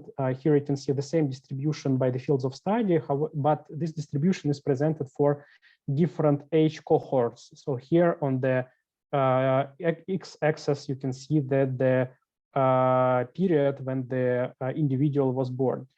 And starting from the age cohort born in 1960s, we can observe significant expansion of elite members who obtained higher education degree in social sciences. And actually, these changes correspond to the transformations of the national higher education system, because as we can see from the picture below here, during the 1990s, the share of graduates in social sciences in Russian higher education system increased significantly. And another important point here is that we didn't find any consistent pattern of how educational background of elite members is related to the structure of regional economy. Here you can see the same dynamic distribution of elite members by the type of institution. Approximately 30% of elite members obtained their university degree in classical universities. And also we can see that the share of elite members graduated from the military universities is lower in the younger age cohort. And also we observe that the share of elite members graduated from pedagogical and agricultural universities decreases over their age cohorts. And on this slide, we just presented the list of universities that I would say prepare the largest numbers of regional elite members. And I would say that we can see two different patterns here. Firstly, in this list, we can see historically leading Russian universities such as Moscow State, St. Petersburg State, and so on. And also we have in this list universities located in the so-called national republics. I think this is a rather interesting point that can be discussed further. And at the final stage of our analysis, we decided to find out the level of diversity of regional elite members in terms of the fields of studies and in terms of the universities. So we have, for this purpose, for each region, we have calculated the Hirschman index. You can see the formula here. And we, based on this analysis, we can say that we can observe rather high level of diversity for most regions. We have only 2 regions for which Hirschman index is higher than 0.4 for the concentration of fields of study. These regions are the Dagestan Republic, where most elite members were graduated in the social science, and Krasnodar region, where most elite members were graduated in the engineering and technology. And if we are talking about concentration of universities, there are only 2 regions for which we have the value of Hirschman index higher than 0.6. These are Novgorod region and Tatarstan Republic. And I think I have to switch to the conclusions. So I can mention several points here. Firstly, we can conclude that the regional political elite in Russia is far more educated than the population in general. Secondly, the educational profile of elite in terms of fields of study does not differ significantly from non-elite, from the population in general. Also, if we analyze the dynamic of these distributions, we can conclude that the shift, we can observe the shift from the degrees in applied engineering and technology to the degrees in economics and management, which is actually related to the changes and transformations in national higher education system. And based on this analysis of Herfindahl-Hirschman indices, we can conclude that the social capital through the university does not seem to be essential thing at the regional level. And the last point that I would mention here is that we did not find any significant role of the leading universities in preparing the regional elite. And the possible explanation here is that maybe if we would analyze the federal level elite, maybe we would find more significant role of the leading universities. I think that I would stop here. Thank you very much for your attention. Thank you very much, Alexei. The timing was very good. So we have 4 minutes for questions or quick comments. So who wants to ask a question, please unmute yourself or raise your hand or put your question in the chat. It was a very innovative study because I have never seen any studies on regional elite. There are many on just federal elite or central elite, but this is regional and this is Russia, and there is no literature and it's difficult to figure out what to do. And the colleagues collected very big database, which actually almost 100% sample representation. So it was very nice that they were able to use it.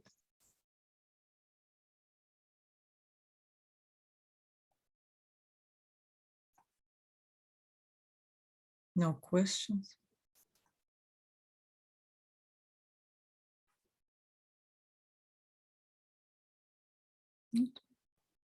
Isak, would you like to come in?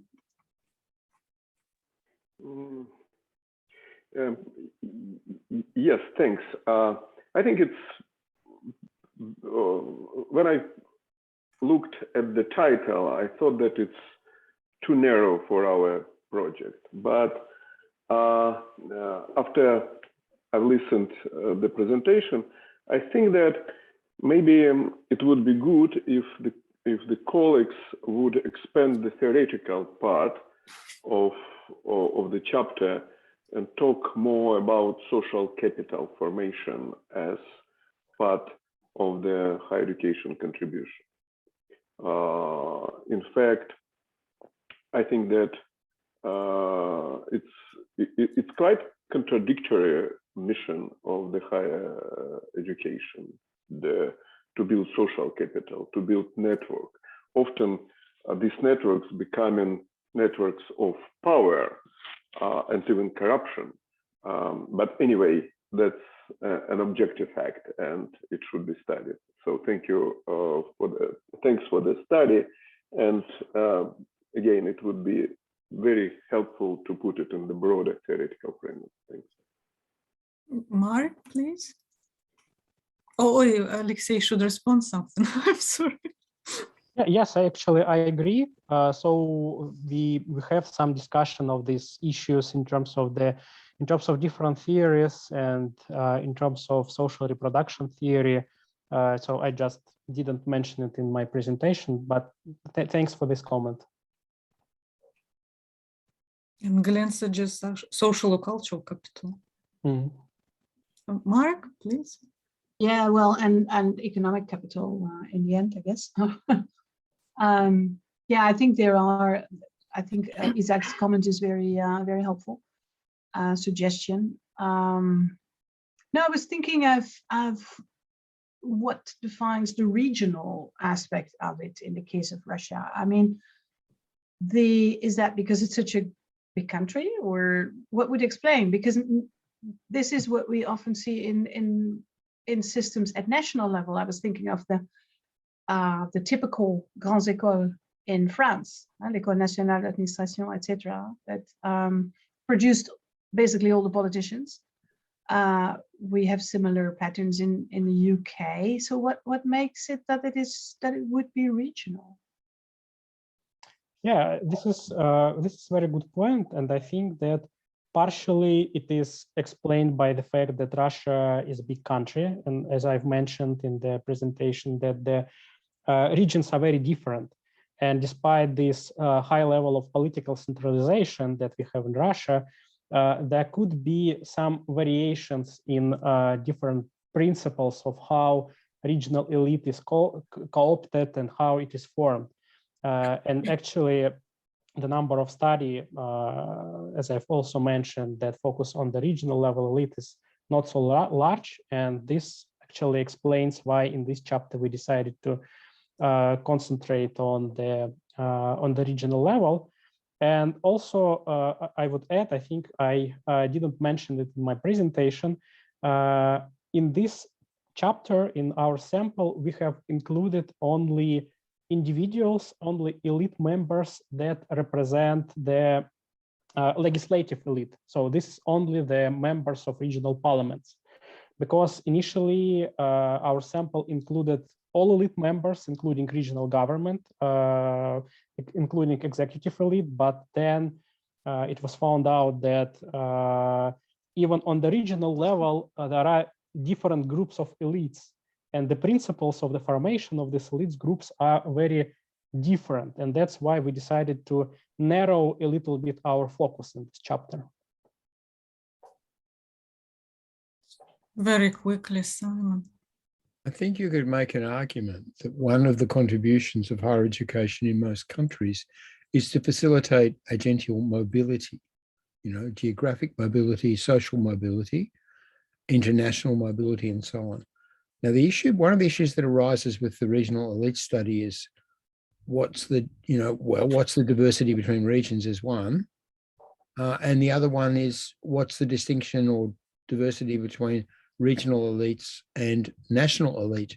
What is the national elite in relation to the regional elites in a big country with federal structure like Russia?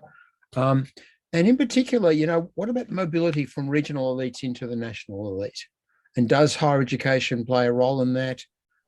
Does it, through its facilitation of social capital and cultural capital and so on, and economic capital? I mean, does higher education play a role in the capacity of people to move from the regional elite structure into a national role?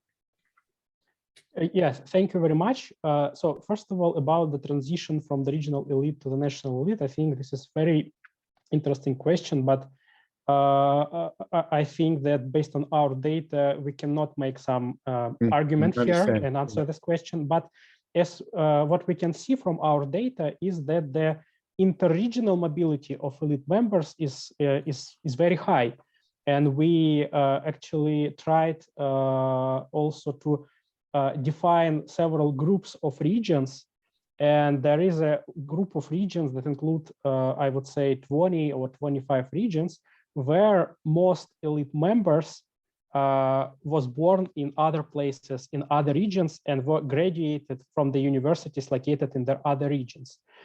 This is also depends on the region, and I think that the interregional mobility of elite members in Russia can be considered as a quite intensive process. Thank you very much, Alexei, for your presentation. Thank you. I think now we can finish with all the presentation. I would like to thank again all the presenters for their contributions. And now we can move to the discussion section of our panel and reflect on what we have heard today about all these complex and multiple contributions of higher education and how we can approach or conceptualize them. And we have actually Isak as a kind of official discussant. If you would like to unmute yourself to start the discussion. Thank you, Anna. Unfortunately, when we planned this session, we had this idea about official discussion, but I'm not sure that I'm able now to digest the wealth of and diversity of the presentations chapters we have now. I guess that maybe I made some comments for the individual chapters, and here I just want to thank all presenters and to suggest that we think how to make a more coherent picture about the higher education contributions from this very multi-aspect picture. From the variety of interesting questions. I think that there are a couple of frameworks we can do that. And one of them is could be normative, and I'm referring to my earlier comments about, for example, global public good, could be normative and or as in curriculum theory people say, intended curriculum and implemented curriculum. So intended or normative contribution and implemented or realized existing contribution. Because indeed, the last discussion shows the importance of this distinction, because Simon mentioned that the contribution of higher education is social mobility, intergenerational mobility, etc., etc. But in reality, the contribution of higher education is keeping social order and keeping elites in place and build networks, closed networks of powerful people. So I guess it would be very interesting to look at from these two angles and to understand why normative or why often our expectations, the normative contributions,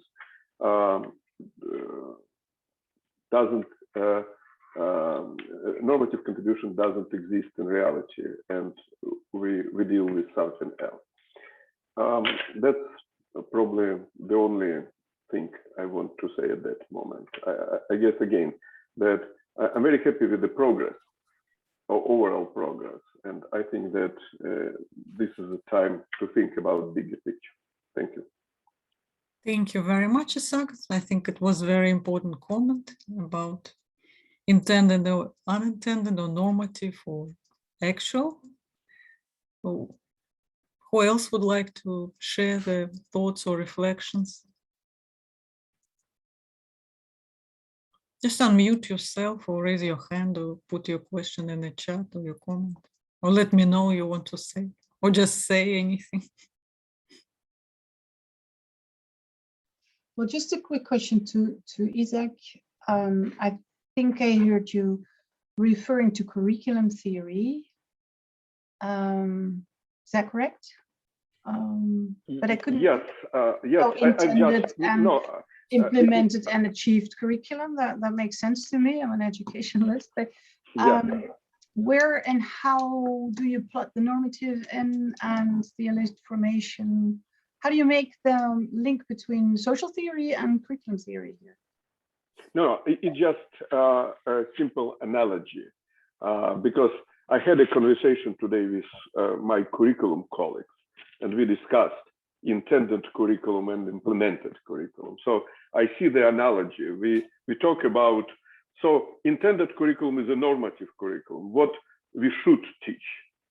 And then we see that students learn something completely different. So, when we talk about global science as a global good, okay, that's an important thing. That's a normative contribution of higher education. What we see in reality, why we see within this context of growing nationalism, for example. So what happens with this great expected contribution? But I think that then we get back to the well-known discussions in the 70s and the 80s about hidden curriculum, and actually today it's about decolonizing the curriculum and what have we, right? That's by the way, that's we can continue this analogy indeed, and we can talk about the hidden curriculum. In fact, it would be very interesting, by the way. Again, the difference between intended and implemented curriculum often could be explained by hidden curriculum. And so when we look, for example, at the evolution of universities in post-socialist countries, we see how dominant groups, ethnic groups or social groups put their interest through the higher education system. That's a hidden curriculum, in fact. So thanks for this analogy, Mara. Johanna, has a question? A comment? Yeah, I'm thinking about the effect of our book, about the contribution of our book. And as I understood you, Simon, 2 years ago, with this project, you wanted to set a counterbalance or a signal against the dominant trend, at least in the UK, towards a narrow focus on economic benefits of higher education. And basically economic return, rates of return is the only thing that is seen because it's the only thing that is quantifiable in the narrow sense. And I think if we, politicians or whoever is doing this, they won't read, our thick book probably. So could we kind of synthesize the essence of the many chapters into an overview article? Will the introduction of your book do that? Drawing on all the chapters, kind of highlighting all the dimensions and so that it finds a wide readership? Or should we write a journal article that basically pulls out the essence out of this book that finds a wider audience? Or how could we go about that? Because it shouldn't be a pure academic exercise, right? Understand all that, Joanna. Now, I think where we're at is this: we've identified a range of areas in which contributions occur, which are not generally discussed or understood widely in a coherent way. And we've also brought into that assemblage some single issue areas like sustainability, where there is quite a lot of discussion going on and recognition of HE having a role and a responsibility. And we will be able to, in an introduction to a degree, it's not a very long, going to be a huge introduction, but to a degree we'll be able to summarize, these, what you might call areas beyond private economic benefit. We'll be able to summarize them, list them, range them alongside each other, have tables showing them all together. We'll be able to, put that message across.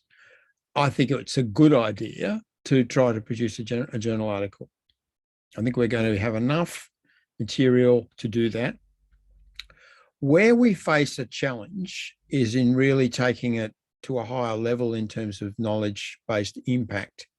And there, I think the issues that start to arise are issues that Brendon has been discussing within our group, which are about how you understand the different contributions together, whether you can give them a common index or common, framework, which allows you to sort of aggregate them in the way Walter McMahon did in relation to public and private contributions, which, if we think that arrangement is not in itself and going to be enough, that the economic approach is going to leave too many things out or too many things too many questions unanswered, then we do face a real struggle in developing an intellectual framework where things are commensurate in some way, because they're not.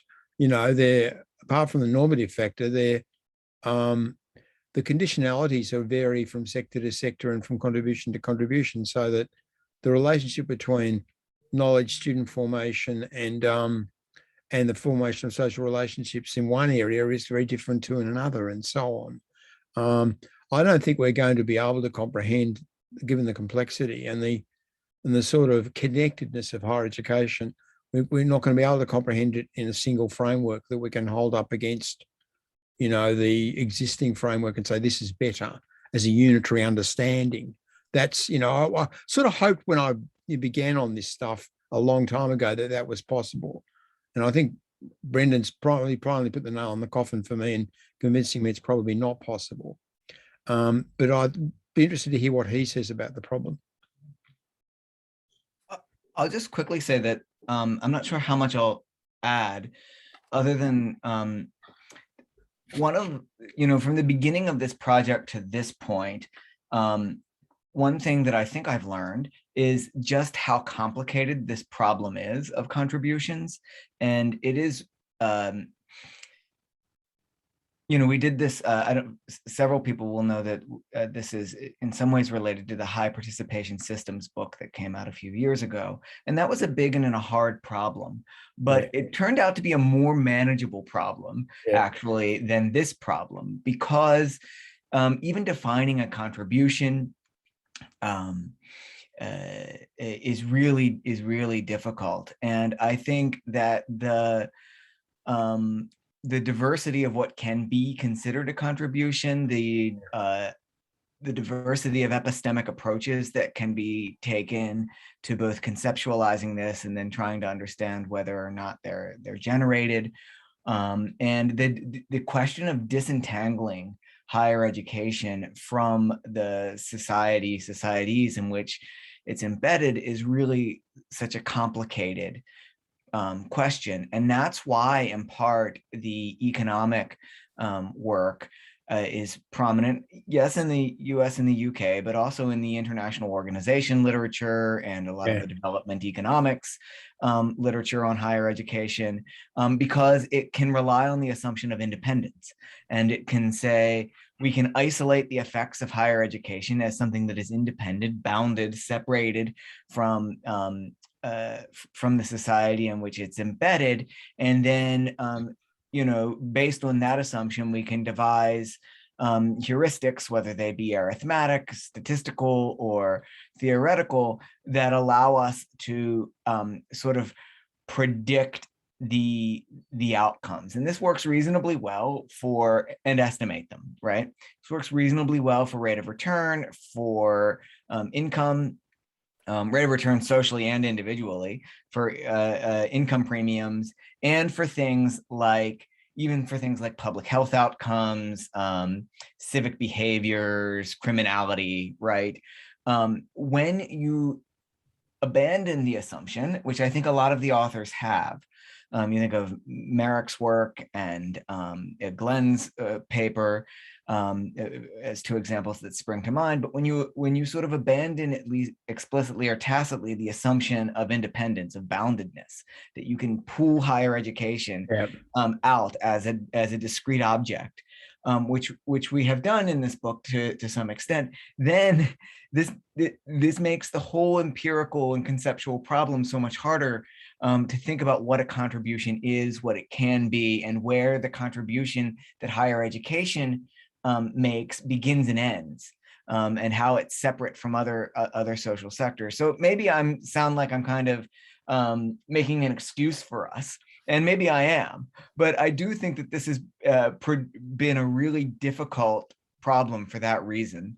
And it makes it, if not impossible, difficult to come up with a unifying frame, with a unifying theory. I mean, the problem exists also in relation to the economic contributions, of course, because, you know, you can create the illusion that it all happens within higher education, between higher education and the student, or between higher education, the student, and the labour market, which of course already introduces some externality. But you know, there's the effect of family background, and you can rinse it out statistically, but it's really just a statistical artifact. It doesn't allow you to make predictions in relation to particular cases that are particularly helpful. You know, the relationship between higher education, the student effort, and the family background, and the effect of family background at the point of employment and in subsequent career, very hard to disentangle too. So, you know, it's, you know, by making the big move and saying it's all socially nested, I think we made a really important move, and that's something to cling on to. In some ways, that is our alternative approach. And having done so, we immediately gave away the best you know, the best advantage of the social scientist, which is to abstract the problem, you know. So we're paying the price for our own intellectual honesty in a way. Well, I think that in that sense, the whole concept of contribution might be just wrong, because I try to look at the definitions of the contribution, and the contribution is something what you do together with others. It's not that you do on your own. So you contribute to something and you're dependent on other people or institutions or whatever. So it's all about not independence, but interdependence. So maybe in that sense, the contribution works well because we can conceptualize higher education as something which helps to produce or achieve the purposes of society, of groups of individuals. But if we want to talk about independence, then we should think about maybe some other term, not contributions.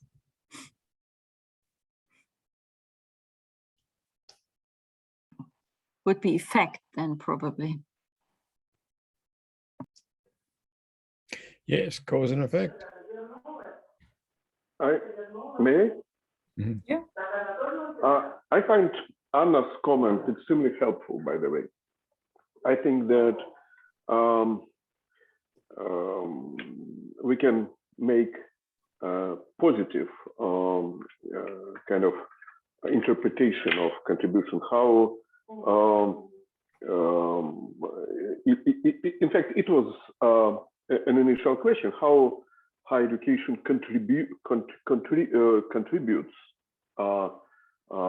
into the development, etc., etc. So I don't see a problem here. So how education helps to individuals, to society, to prosper and flourish. And the fact that we have broader focus than just economic building, narrow understood human capital, I guess it could be a distinctive feature of our project. In fact, there are a lot of people who are talking about externalities of higher education, and many educational economists, by the way, complain that there is no kind of stock-taking exercise about externality. And it's very close to what we discussed. Mari? If we wish to reject the dominant framework, economic framework of cost and benefits and who pays and who benefits, and I agree with Brandon. I mean, that whole model becomes complicated when you take it out of the usual unit of analysis, which is a system, a country, because then you may see that some people pay for it while others in another context benefit from it more than those who paid for it. But in any way, can we do that without coming up with anything more, with an alternative? That's all. I mean, it's obvious that we can question it, and it's obvious that we can question the national limitations and methodological nationalism and all of that. We could very well relate to work from sociologists and economists on inequality and global public, all of that. But do we fit then into something else, or what's the alternative? You can approach it a couple of ways, but it seems to me that, I mean, we can't just do another critique of the narrowness of a familiar paradigm. I mean, which I think everyone agrees with the point up to a point anyway. But it's just meaningless to recycle that critique alone.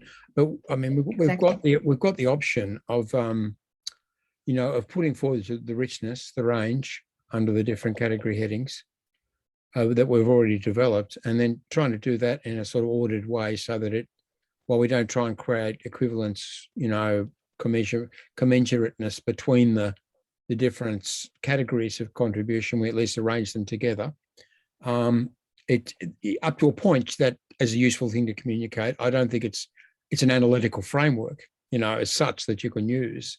I'm inclined now to move in the other direction as well, perhaps as well, and that's try to reduce things to their essentials in terms of what we do. And, you know, I don't think you were there at the start today, but I've developed this highly simplified framework, which says there are three things that really are essential about what we do that distinguishes us from other social institutions. One I call the student formation, you know, I call that self-formation. So I'll call it student bracket self-formation, the conditions that we provide that enable people to develop themselves through knowledge and other experiences in higher education. So there's people, we produce agency, people's agency, we augment agency. That's really important. I mean, I'm quite convinced that's the most important thing we do.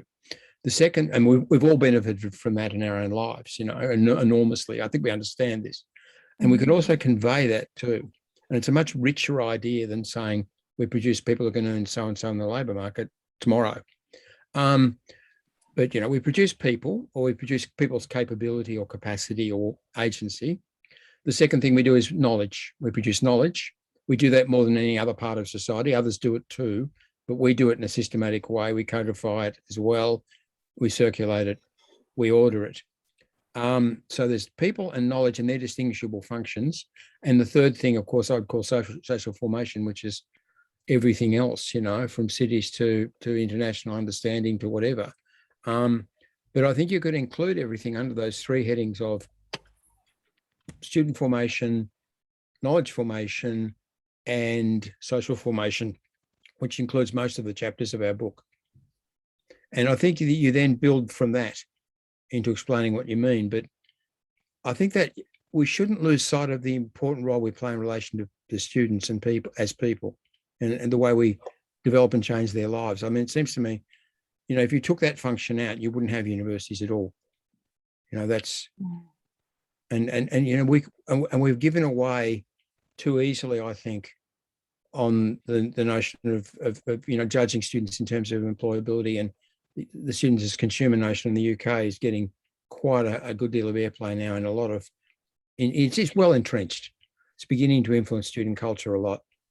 And it's really quite important to broaden that agenda out. So, I think maybe you can strip it back to those essentials and then build from that if you're building an alternative theorization.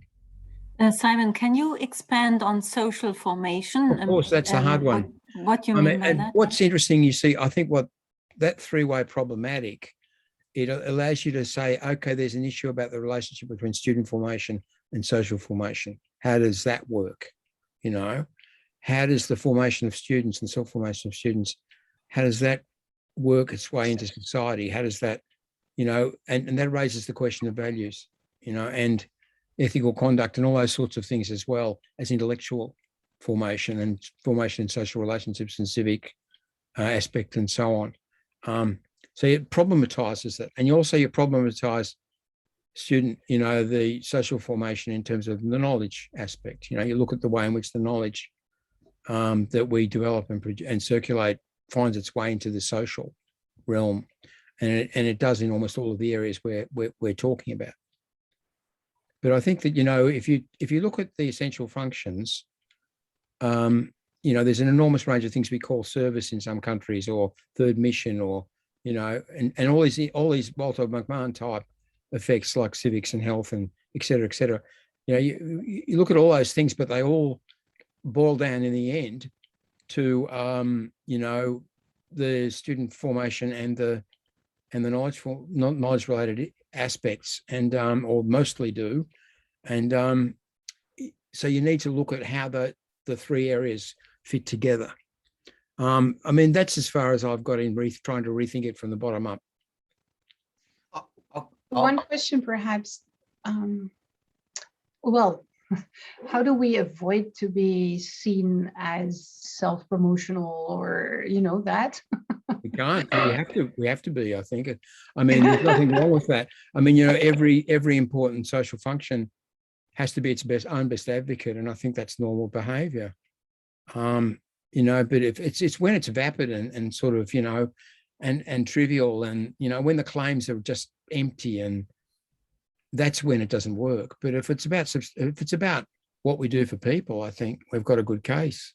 Sure, but I'm also thinking about one thing I recently read is that in the US and the UK, the current generation of parents of students are increasingly advising their kids, their children, not to go to university. This seems to be a value for money affair, perhaps a ceiling effect in social mobility, and a conversation that I was very much aware of when I worked at Harvard, where they said the social formation, or what you call the self-formation, is going on in the houses, and they actually jeopardized or called into question ad fundum the curriculum.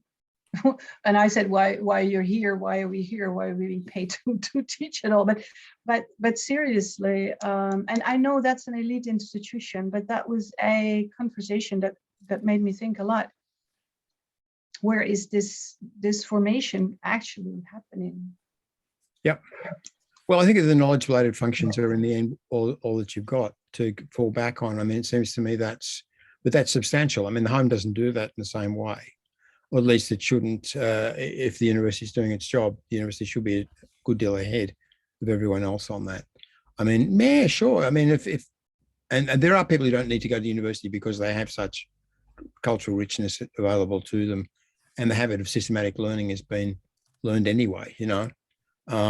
And you know, and there are categories, and I suppose if you go back historically, universities weren't needed, you know, by wealthy aristocratic families who were serious about culture and intellectual life. You know, it mainly happened in the library at home, and with the tutor and so on. You know, you can find categories of privileged people who don't need university. Absolutely. I'm not sure. Yeah, I mean, I'm not sure how strong that argument is. I mean, there's a lot of stuff comes out of the US which indicates that the Ivy League teaching and learning environments are important and informative, you know. So, and I mean, having experience in the equivalent at Oxford, I'm quite convinced that what we do with knowledge really is transformative, because when you've got students who are motivated and smart and confident, wow, the whole teaching function is completely different. It's really good to teach in that environment. You see it happening. You see people change, and they become immensely able in certain ways, intellectually, that they weren't, you know, 6 months or 9 months before at the beginning of a master's program. Very interesting. Oh no, I think what we do works at the best. I think the question is more, how do you generalize that? You know, how do you spread that? What's mass education like? Is it possible for everyone, etc.? But I'm quite convinced it works at its peak. Well, we kind of again running out of time suddenly, but we still have Johanna and a comment from Glenn. I just wanted to ask Simon your proposal to distinguish student formation, producing knowledge, and social formation. I mean, isn't that an intelligent recast of education research and third mission or service function? Oh, I don't know whether the third mission really fits the bill. The social formation? Yeah, no, I think it's a lot larger than that, what we call larger. the third mission, yeah. And also the third mission really includes, you know, teaching and research anyway, you know, that's how you express it. So, I mean, maybe there's a kernel of truth in, you know, in that point that you're making, that maybe we can understand, you know, the social formation in terms of the other functions to a degree. But it seems to me that all those kind of indirect and conditional and complex mutually interpenetrating effects we have with other sectors are, you know, are under my heading of social formation. I mean, I agree it's woolly, but, you know, it's a start. I mean, I think the problem's always been for me that I'm quite convinced about self-formation. I've become very convinced about that. And I just see that all around me happening, you know. I see it happening in my own life, you know, intellectually. I see it happening to my family. I see self-formation makes sense to me. But the link between that and social formation, I think, is highly problematic. And Bildung had a good resolution of that. You know, the notion of the cohort effect. The cohort goes out into the world with its sensibilities, its rationality, its capacity to educate itself further and so on, and then takes that jointly into the world to reform and improve this society, to create enlightenment. It makes a lot of sense in an abstract, you know. Whether it actually happens, of course, has always been the problem. But you know, at least that was a philosophical resolution of the relationship between individual teaching and learning and the social effect. And we haven't got an equivalent one now, I don't think, which is as strong. Confucianism has another version of it, which is very deeply embedded at the level of the individual learner. And the way it works there is that there's the Confucian self, the Confucian student goes into, or from an early age, adopts the values of society and learns how to behave well according to their position as a husband or wife, as a son or daughter, as a member of a village, as a member of a larger social environment, as a member of someone in the state, as someone in the world, Jianxia. You know, they learn how they should behave. And a lot of learning to be a good person is not just about learning, you know, mathematics and language. It's about learning the values of social life. And so the question of social formation is taken care of from a very early age in individual formation. Now, we don't do that in Western countries. We don't operate that way. We don't expect that level of adherence to a particular social code. But it does create a formative relationship with the social, between the individual learning and the social. And I think we are grappling for that. You know, the human capital obviously doesn't do that entirely. It does it in one way, though. And it does provide an index of value, which appears to make sense. And that's its power, I think. You know, that appears to join the individual to the society. But you know, those junctions are really important. And that seems to me, it's reformulating that junction is probably what this is all about. Thank you. That was very clarifying. There is a comment from Glenn. I think that the three items present a useful frame. Given this frame, does it naturally lead to a set of questions that might be taken up empirically to push this forward a bit? Exactly so. So I guess we have to kind of close our session. Thank you very much, everyone. It was really great discussion and great papers. I think we have got more questions to think about. I'm still not convinced about social formation, but we will talk about it further. Thank you very much, everyone. Nice to see you. Are we going? We say goodbye? Unless somebody wants to say something. Well, the book's nearly finished, folks. There's only 2 chapters left. So we hope to be finished in about 3 weeks. Goodbye.